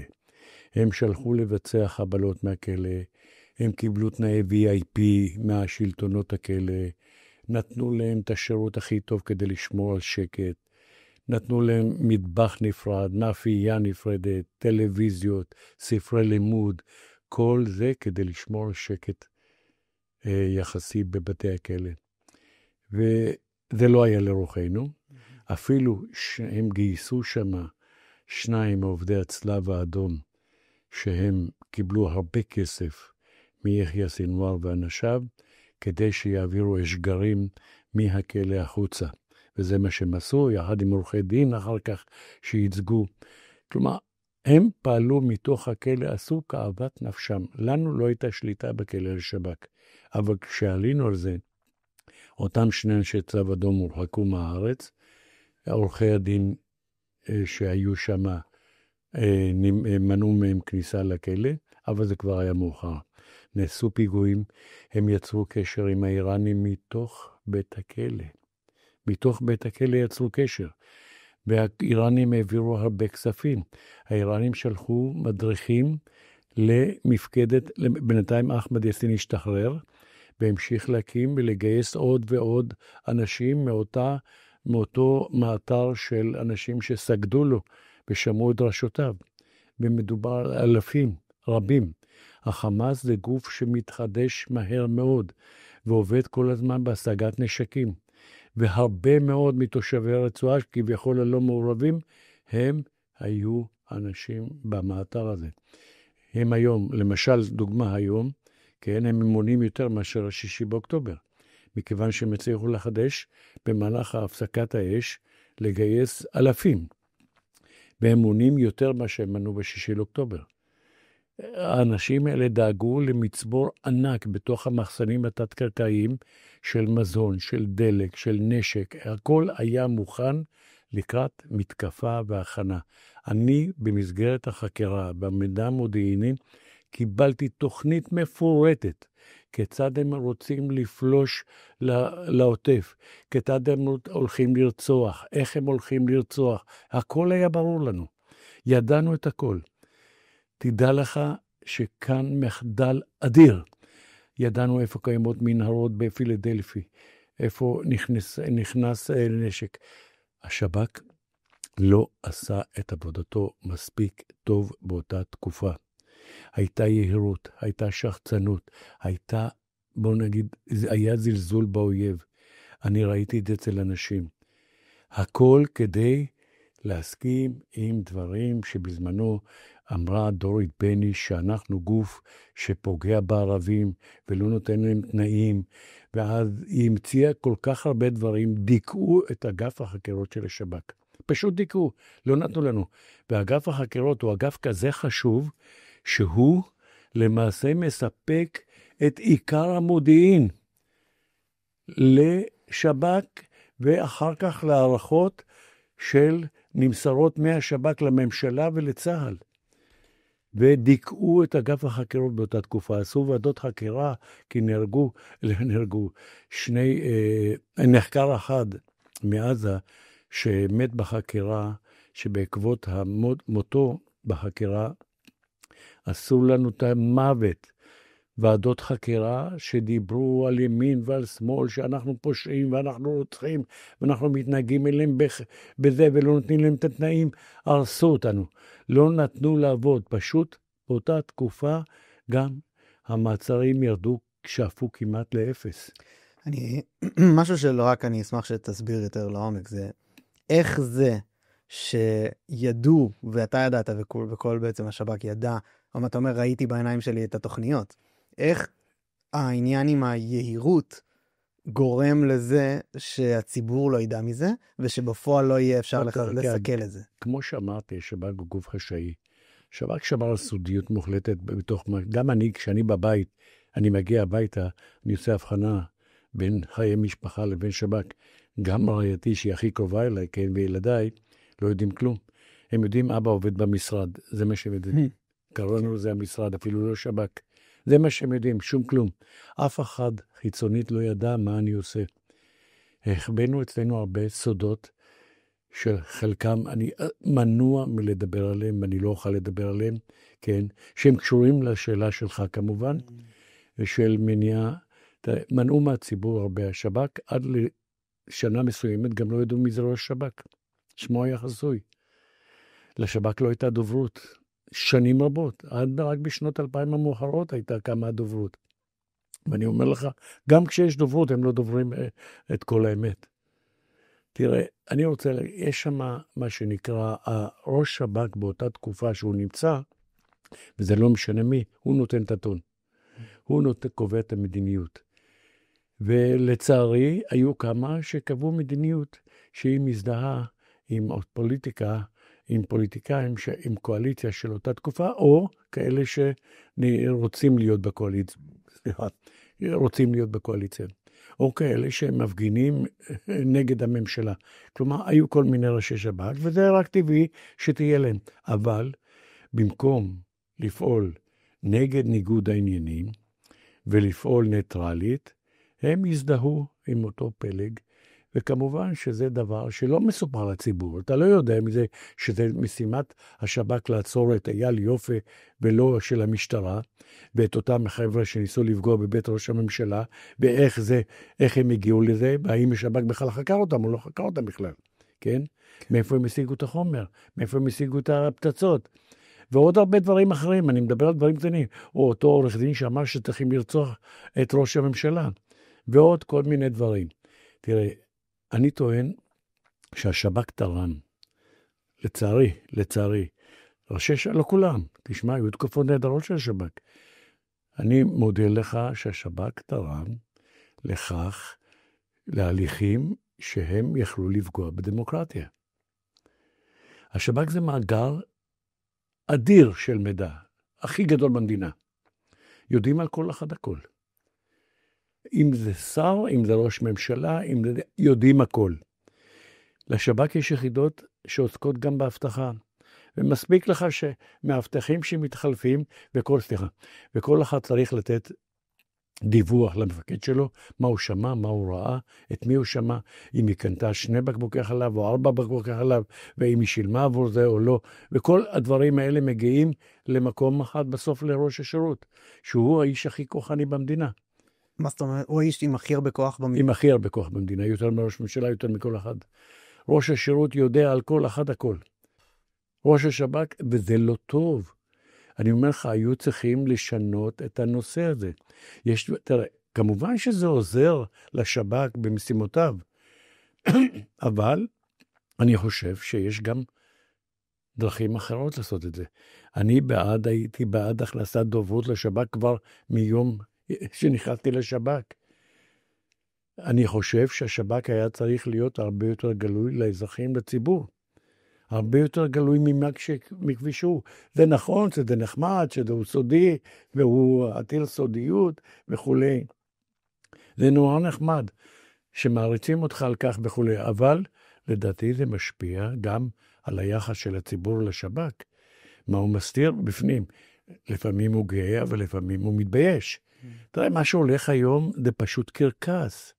ואנחנו רואים את זה, אתה שומע ראש מחלקה יהודית, שמדבר כפי שהוא מדבר, בשפה עבריינית. מה זה? אני מכניס אנשים ללא מידע, ללא ראיות, ללא זה, עם אכברים, בלי אכברים. איזה מסגנון דיבור זה? איפה זה היה? אלה יהודים, ריבונו של עולם. והוא מדבר על כאלה שאין עליהם כלום. אני לא מדבר לגבי אותם פורעי חוק שצריכים להיכנס לכלא, והם חייבים להיות בכלא, וחייבים להיחקר. יש פורעי חוק שחייבים לחקר, וצריכים להפסיק את האלימות הזו. אבל לא לקרוא לכל המתנחלים אלימים, ולהשתמש בשפה עבריינית, גם בתוך השב"כ, כלפי כל המתנחלים. ריבונו של עולם. אז אני אשמח שתסביר לי, זה שיש בעצם הטיה פוליטית בשב"כ, אני מבין מה אתה אומר, איך זה מונע סיכול של 7/10? תראה, כשהשב"כ עסוק, יש מספר גורמים, אני רוצה שידע. קודם כל, ניקח קודם כל את היומינט. יומינט זה אחד הדברים שכל מודיעין צריך להתברך איתן. הוא צריך להפעיל סוכנים חיים, לא להסתפק רק במידע הטכני, הסייברי שמגיע. סוכן יומינט צריך בוא להגיד לך, הנה אתה רואה, זה המחבל, להצביע לך, המזל"ט מזהה אותו כשהוא נמצא, כשהוא מצביע, ואחר כך עושים את הסיכול הממוקד. ללא הצבעה של יומינט, אין סיכול ממוקד. אי אפשר לעשות את זה. יומינט זה אחד הדברים החשובים ביותר. המידע הטוב ביותר מגיע מהיומינט, במידה והוא מדבר אמת כמובן. כן. והרבה סוכנים דיברו אמת, כן? אבל כשהתחילו לצמצם את היומינט, וזה הגיע בעיקר בנושא החמאס כמעט לאפס. אחרי ההתנתקות בעצם. מה זה? אחרי ההתנתקות. אחרי ההתנתקות. וזה גרם, לדעתי, לאובדן הרבה ידיעות לשב"כ. כן. למה? כתוצאה מאותה יהירות, כתוצאה מאותה שחצנות של זלזול באויב. אנחנו יודעים הכל, מזה יודעים הכל. לנו יש טכניקות, אנחנו הצבא, וזה נכון, אנחנו עדיין הצבא הכי חזק בעולם, ואנחנו עדיין השב"כ הכי נכון בעולם. למה? זה בזכות העובדים הנאמנים, ולא בזכות הצמרת. זה שאדם מונה לראש שב"כ מסיבה כזו או אחרת, זה לא אומר שהוא היה הכי טוב. זה לא אומר שהוא לא היה חבר של זה או אחר שהוא נכנס בגלל סיבה פוליטית. כן. אנחנו ידענו את זה בפנים לפעמים, שאנשי שב"כ שבאו, שהתמנו לראשי שב"כ, ידענו את זה. אבל אנחנו המשכנו לפעול לפי המשימות שקיבלנו. אותנו זה לא עניינה פוליטיקה, לפחות בתקופתי. וכשהיה לי מה להעיר, הערתי לראש שב"כ מסוים, אמרתי לו, אתה מתנהג פוליטית. אמרתי לו את זה בפנים. כשהוא מנע ממני את מעצרו של אחמד יאסין עוד לפני תחילת הפיגועים, ואמרתי לו, אני צריך לעצור אותו כי יש חומר חשוב שעלה, כי הוא מתכוון לחטוף חיילים. והוא אומר לי, אני לא עושה בלגן לרבין. ריבונו של עולם, איך זה אתה יכול, אתה ראש שב"כ? אנחנו צריכים לפעול כדי לעצור, לא כדי להגיד, הוא עושה בלגן לרבין. צריכים לומר את האמת לציבור. ודברים כאלה, כמו שאני מספר לך כרגע, לא מגיעים לידי הציבור. כן. כן. מה עם קטר עכשיו? קטר, תראה, קטר גט אתה מתכוון. כן. תראה, זה פרשיית בלוף. שהמציאו אותה כדי לבוא ולהשאיר את רונן, ראש השב"כ. חבר'ה, זה פרשייה פוליטית, אין לה שום קשר לפגיעה בביטחון המדינה. יש רבים במדינת ישראל שעוסקים באלופים וראשי אגפים בשב"כ, עוסקים בסחר עם קטר. אני לא אומר שכולם מרגלים, זה לא נכון. אבל אנשים מספקים מידע שאותו רכשו תוך כדי שירותם בצבא או תוך כדי שירותם בשב"כ. האם השב"כ חקר אי פעם מישהו מהם? והכניס אותו לכלא? וזרק אותו לצינוק? אני לא יודע. יכול להיות שעשו את זה ואני לא יודע. אני מכיר מספר מקרים שלא קשורים לזה, שאני לא יכול לדבר עליהם, כן, בשום פנים ואופן, אבל השב"כ לא עשה עם כך את עבודתו. וכאן הוא נכשל, כי אין, האנשים האלה שמאשימים אותם בלשכת כביכול נתניהו, אין להם ולא כלום מפגיעה בביטחון המדינה. אולי קיבלו כספים מממשלת קטר, כמו שכולם קיבלו. הם קיבלו את זה בכלל מישראלי, שקיבל את זה ככה מממשלת קטר, כי הוא עשה מיליונים דרך ממשלת קטר, והוא לא היחידי, יש הרבה כאלה. הזכירו כבר כמה שמות באוויר, ואני אם תרצה נחזור עליהם, פולי מרדכי, ועוד כל מיני שמות שמנהלים קשרים אדירים מקטר. וגם קשרי ביטחון. בוא, אנשים התארחו בקטר על ימין ועל שמאל, גם אנשי שב"כ, וגם ראשי שב"כ. נו, אז איפה אנחנו עומדים? זה לא פוליטי, ועוד איך זה פוליטי, זה בלוף. הם עושים הכל להפיל באופן לא דמוקרטי את ראש הממשלה. וזה חמור ביותר. אני אומר את זה כי זה כואב לי, לא בגלל, אני אומר, שזה ביבי או מישהו אחר. קודם כל, גם אם זה ביבי, מה פתאום עושים את הדברים האלה? איך מפילים משטר, רוצים להפיל אותו באופן לא דמוקרטי?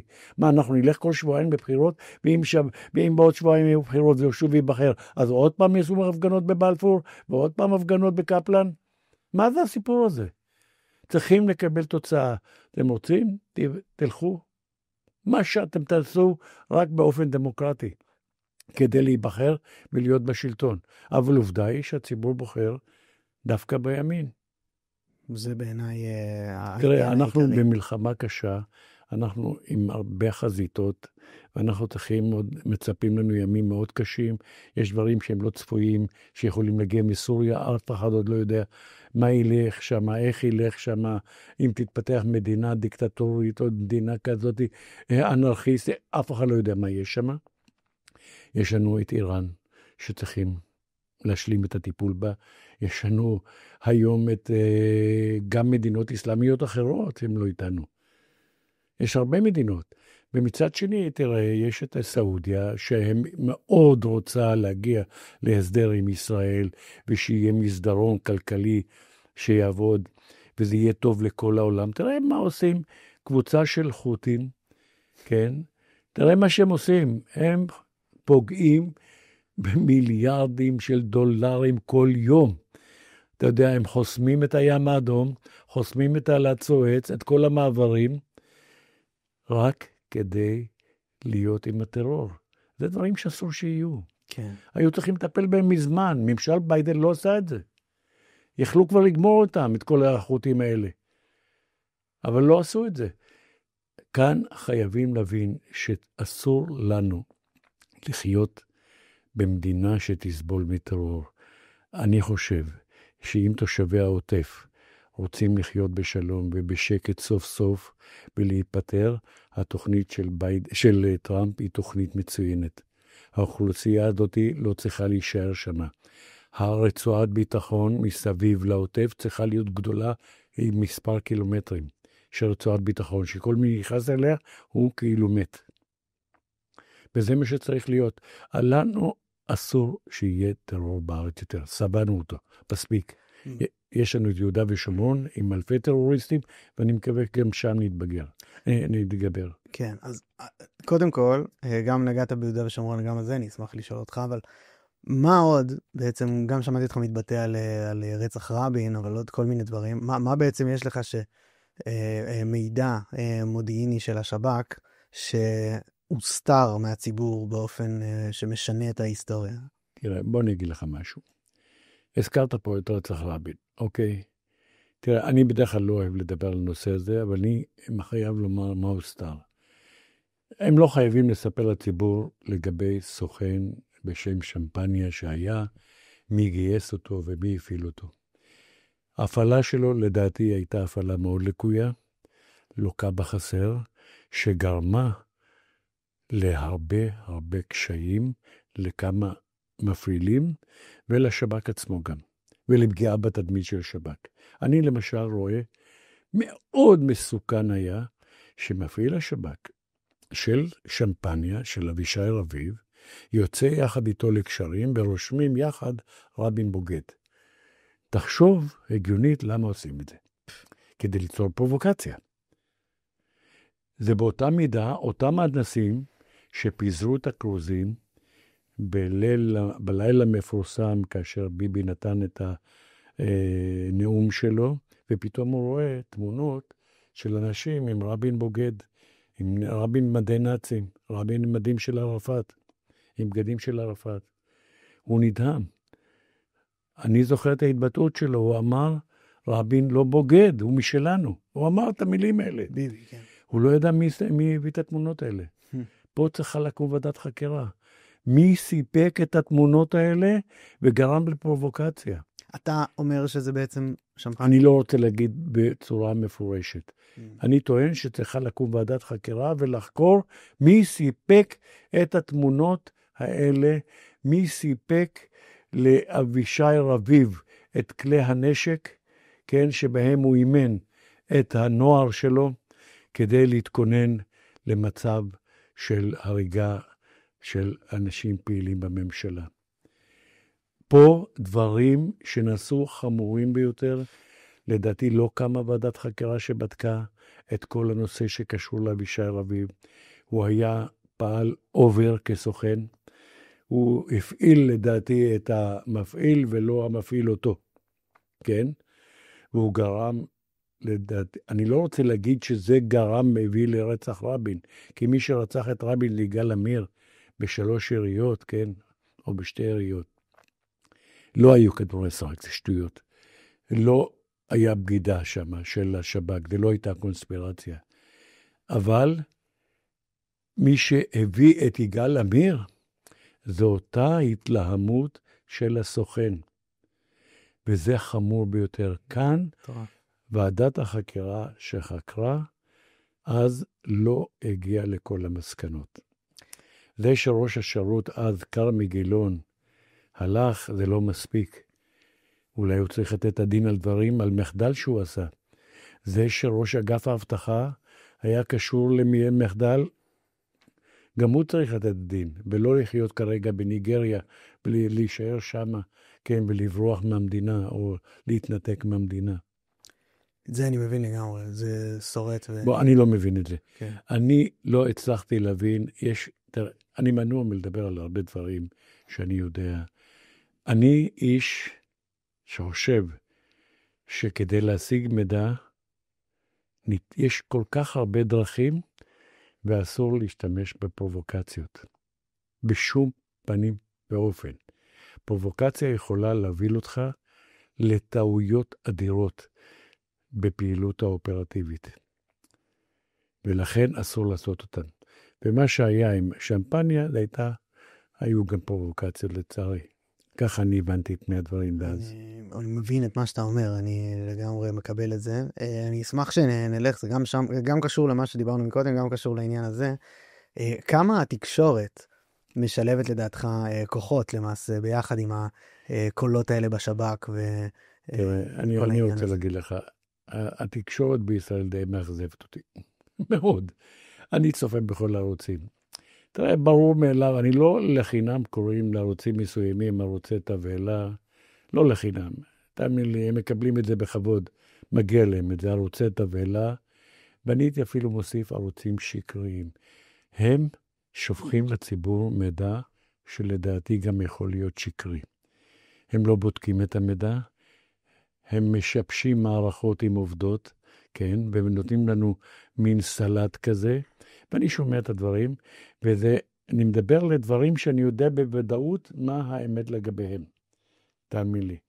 ואני יודע לפעמים בוודאות, אבל כשאני שומע את השקרים ואת התבהלה וכו', יש תקשורת, אנשי תקשורת מסוימים, בערוצים, באותם ערוצי תבהלה, שמשתפים פעולה עם הקפלניסטים, עם היועצת המשפטית, נותנים לה את הגיבוי המושלם לפעילות שהיא עושה שהיא לא חוקית. זה פעילות, אתה יודע, בערבית קוראים לזה פלספה, פילוסופית. היא ממציאה מילים שמכניסה אותם לחוות דעת, והיא משנה את החוק על ידי אותם מילים. ריבונו של עולם, האם היא סגנית אלוהים? היא מנהלת המדינה כיום. היא קובעת הכל. כל דבר שהממשלה מציעה זה לא חוקי, זה פגום וכו' וכו', על ידי תוספת של מילים, אבל הוא אמר ככה והוא אמר ככה. והם לא כתובים בחוק המילים, זה מילים משפטיות חדשות שנכנסות ללקסיקון המשפטי הישראלי. זה היום ונורא. זה מה שגרם לדעתי לשופט ברק בזמנו להגיד הכל שפיט.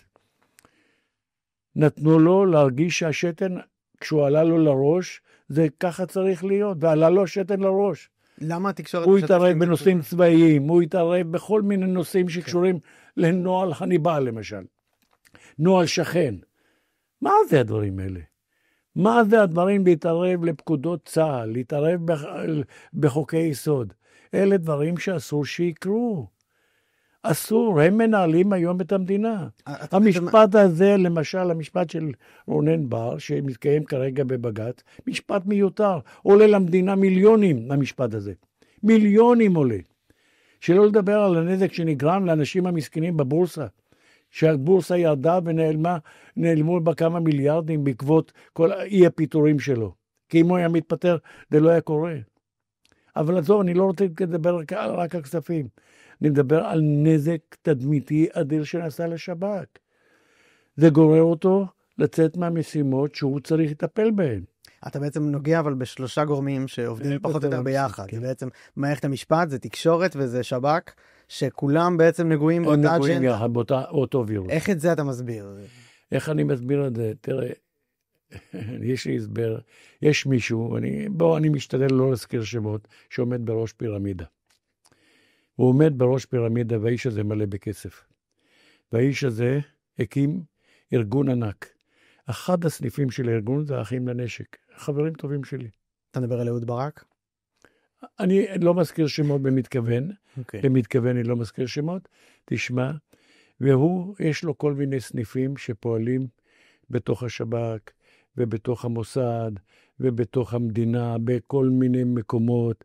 שמע, כשפוליטיקה נכנסת לסיירת מטכ"ל, ושם נותנים גיבוי פתאום בתוך הסיירת, לנושא שהוא פוליטי, בגלל זה אחר כך פתאום סיירת מטכ"ל היא כבר לא בראש, היא יורד למטה בדירוג.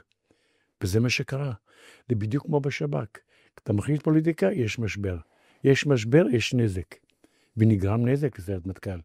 סיירת מטכ"ל הייתה צריכה להיות לא נגועה בפוליטיקה בכלל.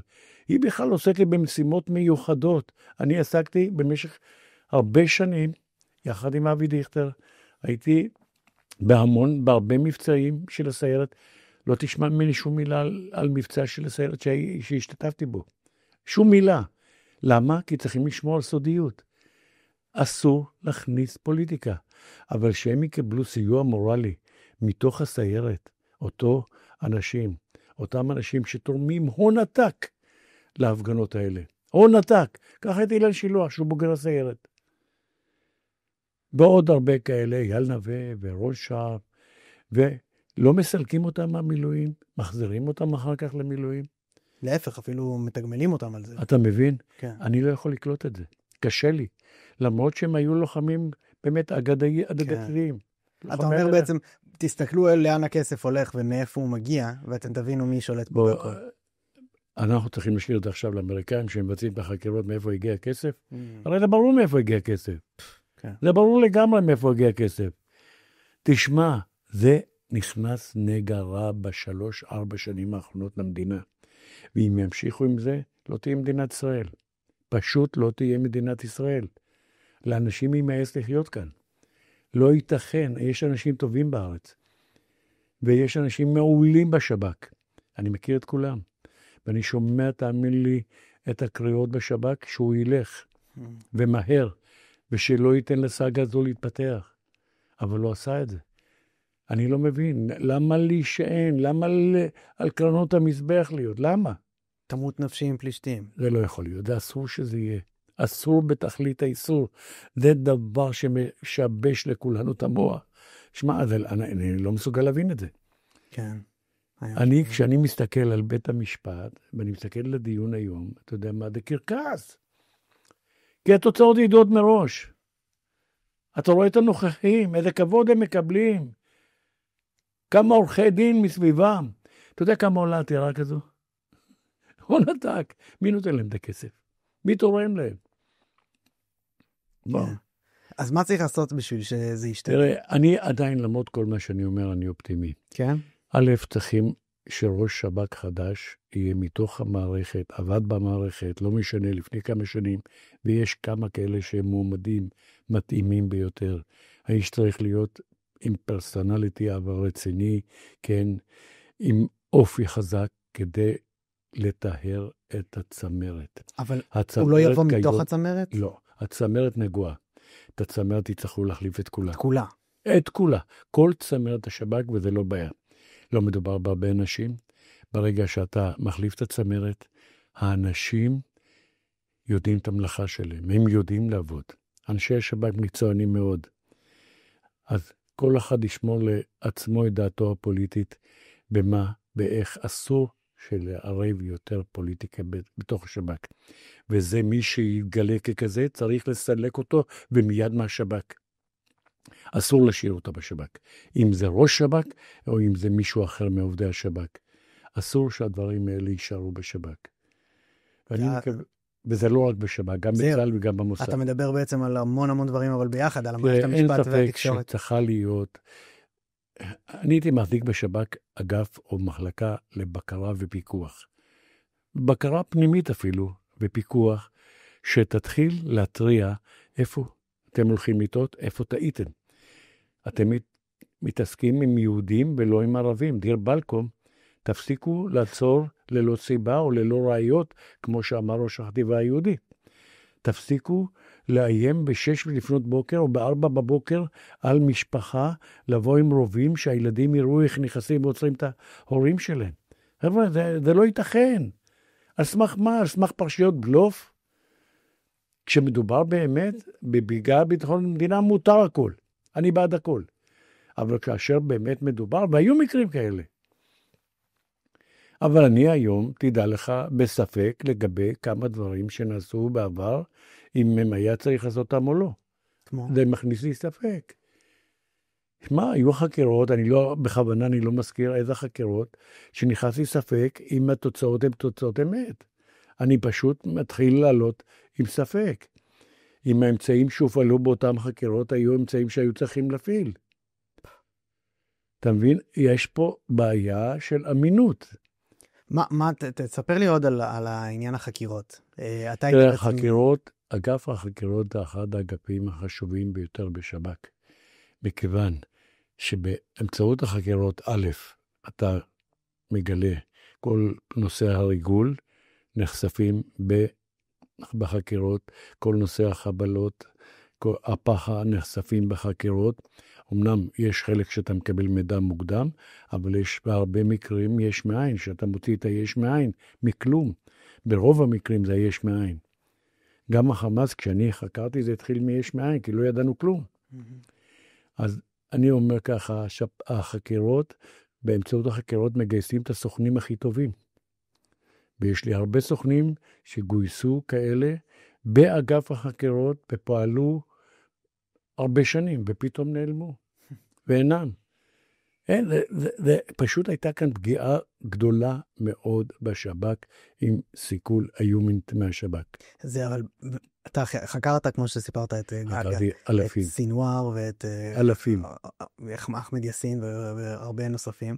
מה בעצם היה הדבר שהכי בלט לך מכל החקירות האלה שעשית? תראה, קודם כל זה אתגר אדיר. לעסוק בחקירה זה אתגר, כי אתה הולך לפצח אדם שהוא לא חשב בחיים שהוא יספר לך את הדברים. ואתה יכול להוציא מאדם, לנקות אותו מכל מה שיש לו. יש כל מיני אמצעים וכל מיני, ואני לאו דווקא מדבר על אמצעים פיזיים. יש אמצעים, תשמע, אצלי, אני הייתי חסיד ההתמודדות של ראש מול ראש. זה נכון שהפעלנו גם אמצעים פיזיים, לפעמים ביותר. אבל אני אומר לך ש90% מהחקירות זה התמודדות של ראש מול ראש. אתה צריך להכיר את הנחקר היטב, אתה צריך ללמוד את התיק האישי שלו, אתה צריך ללמוד את האופי שלו, אתה צריך לדעת איך אתה חוקר אותו ולהוציא ממנו את כל מה שיש לו. וזה לא קל, זה מאוד קשה. אבל אתה צריך להיות עקבי בחקירה, אתה צריך לפעמים לאכול הרבה קש, כן? ולהגיע למצבים שהוא לא ישקר, כי ברגע שנחקר משקר לך, אתה נכנס לוויברציות. הוא משנה לך את כל התזה בכלל. כן. ואתה צריך למנוע מהובלת נחקר לשקר. א', איך אפשר להבדיל? אפשר להבדיל, יש אמצעים לבדיקה. יש כל מיני אמצעים שאנחנו משתמשים בהם, שאתה בודק אם נחקר דובר אמת או שקר. כלומר, יש כל מיני שיטות, ואנחנו עושים את זה. כן. מעולם, אני יודע על עצמי, לא הכנסתי מישהו שלא עוול בכפו לכלא. לא היה דבר. מאמין לך לגמרי. ואני חרצתי גורלם של אלפים, שבסיכום ומסקנות שלי, שכל דוח חקירה, הייתי כותב לשבט או לחסד. ואם הייתי מגיע למסקנה אחרי רבע שעה שהנחקר נקי, לך הביתה.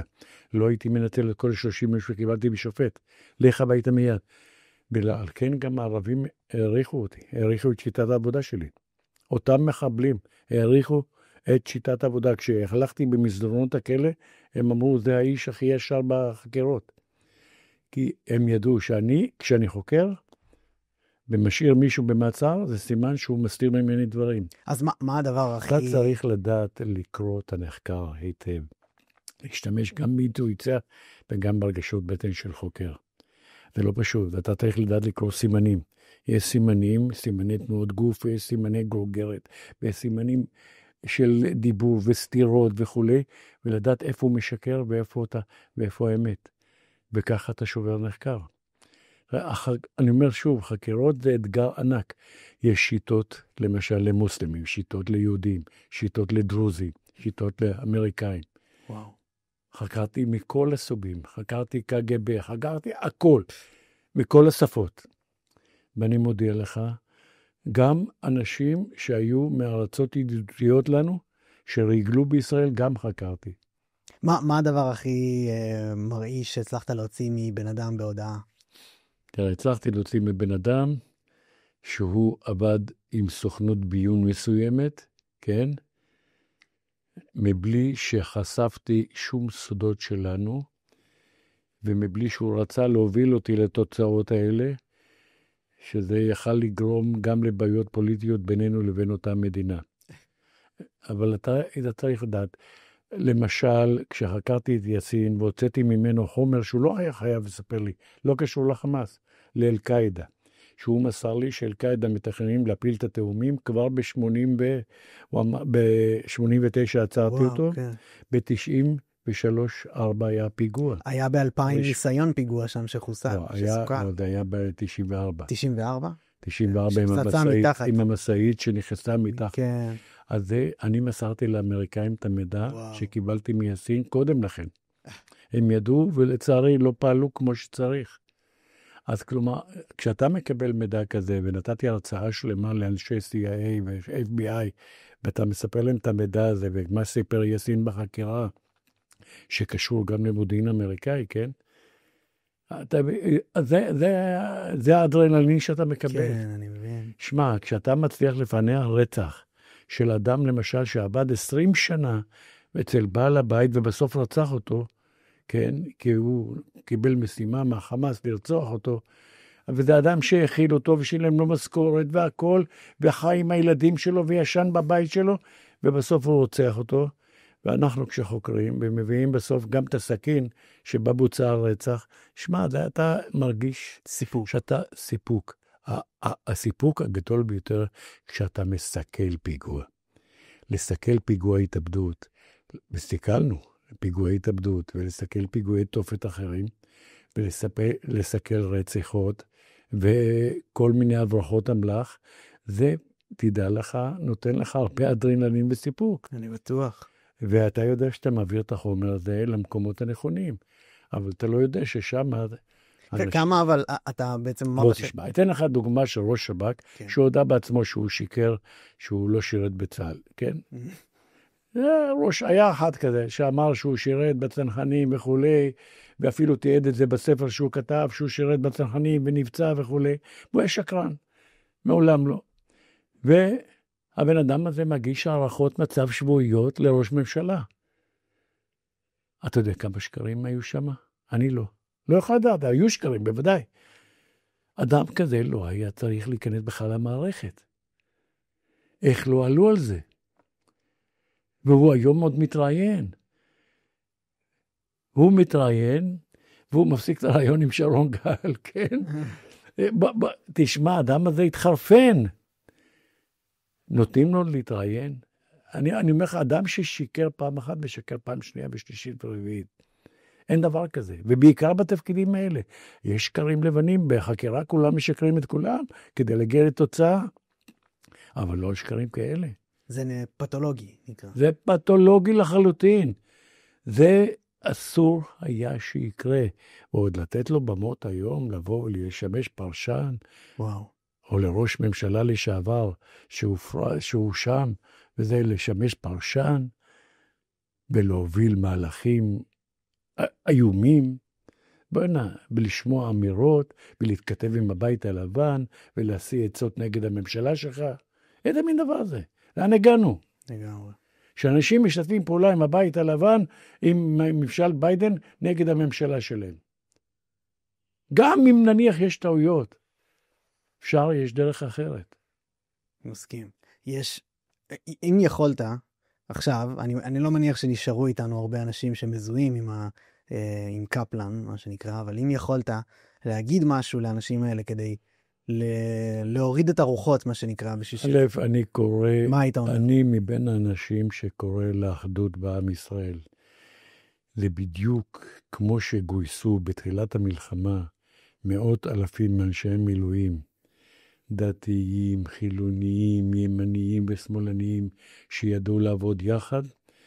אם הם ידעו לעבוד בעת מלחמה, בוודאי ובוודאי יכולים גם בעת שלום. אני קורא להם עכשיו שהגיע הזמן לאחדות, ושכל דבר במשטר דמוקרטי יכול גם להיפטר בדרך דמוקרטית. אי אפשר בחפלפ, למשל, כשאנשים מדברים על חוק הגיוס, על החרדים וכו' וכו'. גם אני רוצה שוויון בנטל, בוודאי. אני בעד שוויון בנטל, ואני טוען שמי שלא רוצה לשרת, הוא לא צריך לקבל הטבות מהמדינה. אבל ריבונו של עולם, זה נמשך 78 שנים. עוד מהמסמך המפורסם של בן גוריון, דברים לא הולכים מעכשיו למחר.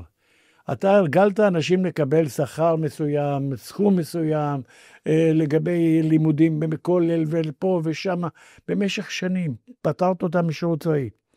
זה צריך לעשות בהדרגה. זה צריכים לבנות מערכות מיוחדות, חטיבות, גיוס של חטיבה בשנה, 2 חטיבות בשנה, 3, לא משנה כמה. להגדיל כל שנה את הכמות, לתת להם את מה שצריכים לספק מבחינה דתית באותן חטיבות, כדי שלא לא יהיו תירוצים למה לא כדאי לשרת. לתת להם הכל כדי שיוכלו לשרת, כדי שיצטרכו לתת ולשאת בנטל. לא ייתכן שהחרדים לא ישרתו בצבא רק בגלל לימוד תורה. אין דבר כזה. אין דבר כזה. שיתרמו גם שנה, 2, 3, כמה שיקבעו להם, שהם צריכים לתרום למדינה, ובכל תחום שידרשו. שוויון בנטל חייב להיות. אבל צריכים להבין שבגלל שחלפו כל כך הרבה שנים, אז פתאום, אחרי 78 שנה, רוצים את הכל בבת אחת, כן. זה לא ילך. אבל אתה נותן את זה כדוגמה למשהו שאני יותר התכוונתי להקשר השנאה, כלפי תראה, כל הדרג. אני מגיע לך גם לזה. תראה, אני שומע את האמירות, תאמין לי, מכל עבר. כן. אני שומע את האמירות הפרובוקטיביות של איש כזה או אחר בטלוויזיה, בערוץ כזה או אחר. אני את הרפש שזורקים על ראש ממשלה, או על הממשלה, או על אנשים אחרים. את השנאה ההדדית שקיימת בציבורים מסוימים, כן, לציבור הזה. אתה יודע שעל גירושים שהיו בגלל חילוקי דעות פוליטיות, הפסקת יחסים שלך בין חבר לחבר. אסור שדברים האלה יהיו. אז מה אם יש לך דעה שונה? אז מה? אז אתה חושב ככה, אני חושב אחרת. לא צריכים להתנתק מחברויות ולא ממשפחות בגלל ויכוחים על פוליטיקה. צריכים לחזור לתלם, די. אבל הם מכניסים לציבור כל כך הרבה דברים בתקשורת שמנפחים את הוויכוחים האלה וגורמים ליתר שנאה בציבור, דבר שאסור להיות. אתה חושב שזה יכול אני חושב שאפשר להגיע, בוודאי שאפשר. ברגע שכל אותם אנשים שנקראים היום בחירי קפלן, או אנשים האלה כמו חלוץ, כמו בוגי אלון, כמו אהוד ברק, כמו כאלה שיקראו לציבור, זהו זה, אנחנו מפסיקים עם הכל, ואנחנו חוזרים לאחדות. שהם בעצמם יודיעו על זה. שלא ייתכן פתאום אדם שהיה ימני כל חייו, קורא לצהל רוצח ילדים. אין דה איך הוא הגיע לזה. ותורם לאויב שלנו ולבית המשפט בהאג נשק ותחמושת כדי שיפלילו את ראש ממשלה ושר הביטחון ואנשי צבא ויעצרו אותם. איך הוא יכול לעשות דבר כזה? אלה דברים שאסור בתכלית האיסור שיקרו אצלנו. צריכים למנוע את זה בכל מחיר. את זה מה שצריך למנוע בכל מחיר. כן, זה הפיגוע הגדול שצריך לסכם. זה פיגוע ענק. הנושא החברתי כיום במדינת ישראל זה הפיגוע הכי גדול יותר מכל המלחמות, לדעתי. וואו. זה פיגוע ענק מה שקיים. אתה יודע, אני מכיר סנאות, יש לי פה בטלפון, כן, כל כך הרבה, שאני שותף לכך, הרבה פרלמנטים, במסרונים, בקבוצות, ואני רואה את מה שהולך. אתה רואה את השנאה בוערת, מילא אם תבינו את הנושא, אנשים שלא יודעים בכלל על מה הם מדברים. ממש. אמרו להם, כתוב בעיתון כזה או אחר, אז אנחנו נגד ביבי, אז אנחנו נגד המדינה. אנחנו בעד רונן בר. מה זה? זה משהו שאני לא מבין איך קרה, שאנשים אני יצאו לא לרחובות תופס בשבילו. איך אפשר, אותם אנשים שמשפחותיהם סובלות כן. שנחטפו להם אנשים, תומכים בזה כן. בשערותו של רונן בר. אני זה לא מסוגל להבין. גם אני לא. תבין עד איפה השנאה. זה רק מצביע לך עד איפה השנאה, רק כדי ללכת נגד הממשלה, הם מוכנים שרונן בר יישאר. כל דבר שהוא יופיע, הוא צודק רונן בר. ואני שומע את זה. כי השפה העבריינית שדיבר ראש המחלקה היהודית, היא לא רק אצלו. היא אצל הרבה בכירים בשב"כ שאני מכיר. הרי איך התחיל כל התהליך? אני באחד הרעיונות שלי לפני 4 חודשים, אמרתי מפורשות, חבר'ה, השב"כ, פניתי לשב"כ, אמרתי, אתם עושים הליכים מסוכנים שיכולים להביא אותנו להפיכה פה במדינת ישראל. אל תעשו את זה. התכוונתי לדברים האלה. כי ידעתי דברים, אני לא מדבר את כל מה שאני יודע, וגם אני לא אדבר את כל מה שאני יודע. אסור לעשות את זה. זה יפגע בביטחון המדינה. ולכן אני חושב שהרמזים שנתתי היו מספיק גדולים. תאמין לי, מי שצריך להבין, הבין את זה, ולכן פנו אליי למחרת כ-20 אנשי שב"כ, והתקשרו אליי. ולמה אמרת? ולמה? ואני אמרתי להם שאני מעביר את האמת לציבור, מה שאתם לא עשיתם. ואני רוצה שהציבור ידע מזה. ושהציבור ידע שהאמת היא זו ולא שלכם. וזה מה שעשיתי. ואני עושה את זה מטעמים פטריוטיים למדינה, לא מעניין אותי מיכה. צל"שים יש לי מספיק, איתור יש לי תעודות הצטיינות בשפע, ארונות מלאים. אני כל דבר שנגעתי בו בשב"כ הצליח מעבר למשוער. בסיירת מטכ"ל כנ"ל, ב-504 כנ"ל, הפעלתי רשתות ריגול, גייסתי רשתות ריגול, גייסתי סוכנים בשב"כ שהם היו מהטובים ביותר. כל זה אני מוכן לוותר, רק שתהיה מדינה באמת שומרת חוק, שאנשים לא ישמיצו, לא ישנאו אחד את השני. אני עושה את זה רק מטעמים פטריוטיים למדינה, ואני מצהיר על כך. שום דבר אישי, ואני, תדע לך, נתתי 164 רעיונות לעיתונות הכי גדולה בעולם, אם זה ניו יורק טיים, ואם זה וושינגטון פוסט, ואם זה לפיגרו, ואם זה דה וילד, ודה שפיגל, וכל העיתונות הכי חשובה בארצות הברית, קנדה, ארגנטינה, יפן. 164 רעיונות אצלי בבית. כל רעיון כזה נמשך בין 2 ל-3. האחרון שנתתי שלשום לעיתונות צרפתית. שמע, לרשת טלוויזיה צרפתית מאוד גדולה. נתתי לרשתות טלוויזיה הכי גדולות בעולם, CNN, NBC, ABC, כשדרשתי לראות את הלינק. ואמרתי לראות את זה לפני שידור ולפני כתיבה, כי אני נתתי להם להבין מי אלה הנאצים האכזריים ביותר עלי אדמות, אנשי החמאס. ואפיינתי אותם, והגדרתי אותם, ועשיתי זאת למען המדינה ללא קבלת שום תשלום. עשיתי את זה בהתנדבות. את הקפה והעוגיות היו על חשבוני, עם אותם עיתונאים שבאו אליי הביתה, ושהו אצלי שעות. תאמין לי, עשיתי את זה רק מטעמים. קיבלתי איזה מילה טובה מהשב"כ על זה. שיבחתי את השב"כ, שיבחתי את עבודות השב"כ, ובאמת היו דברים שצריכים לשבח. קיבלתי מילה טובה? לא קיבלתי מאף אחד מילה טובה על זה. איך אמרה פעם מישהי, ידידה טובה שלי, מיכה, אני הייתי ממליצה עליך להשיא יחסי ציבור? לא, להשיא ביום העצמאות. משואה. משואה. בוודאי. אתה מבין? אמרתי, אם אני מוותר על משואות ומוותר על הכל, רק שיהיה במדינה שקט ושלווה, שנהיה ללא טרור, שנוכל לנצח כל אויב שלנו. וזה המדיניות שלי, זה האופי שלי, וככה פעלתי.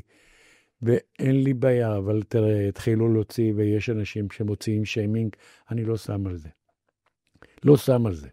אפילו כתב בכיר של אחד הערוצים מוציא שיימינג שהוא קיבל מאיש שב"כ. מאיש שב"כ. שהוא יצא נגדי כי הוא חושב אחרת ממני. וסיפק לו מידע שקרי, מסולף נורא, והוא פרסם את זה. אז אני לא שם על זה. אני, איך אומרים, בולע את זה. הוא בסופו של דבר התנצל, כן? אותו כתב.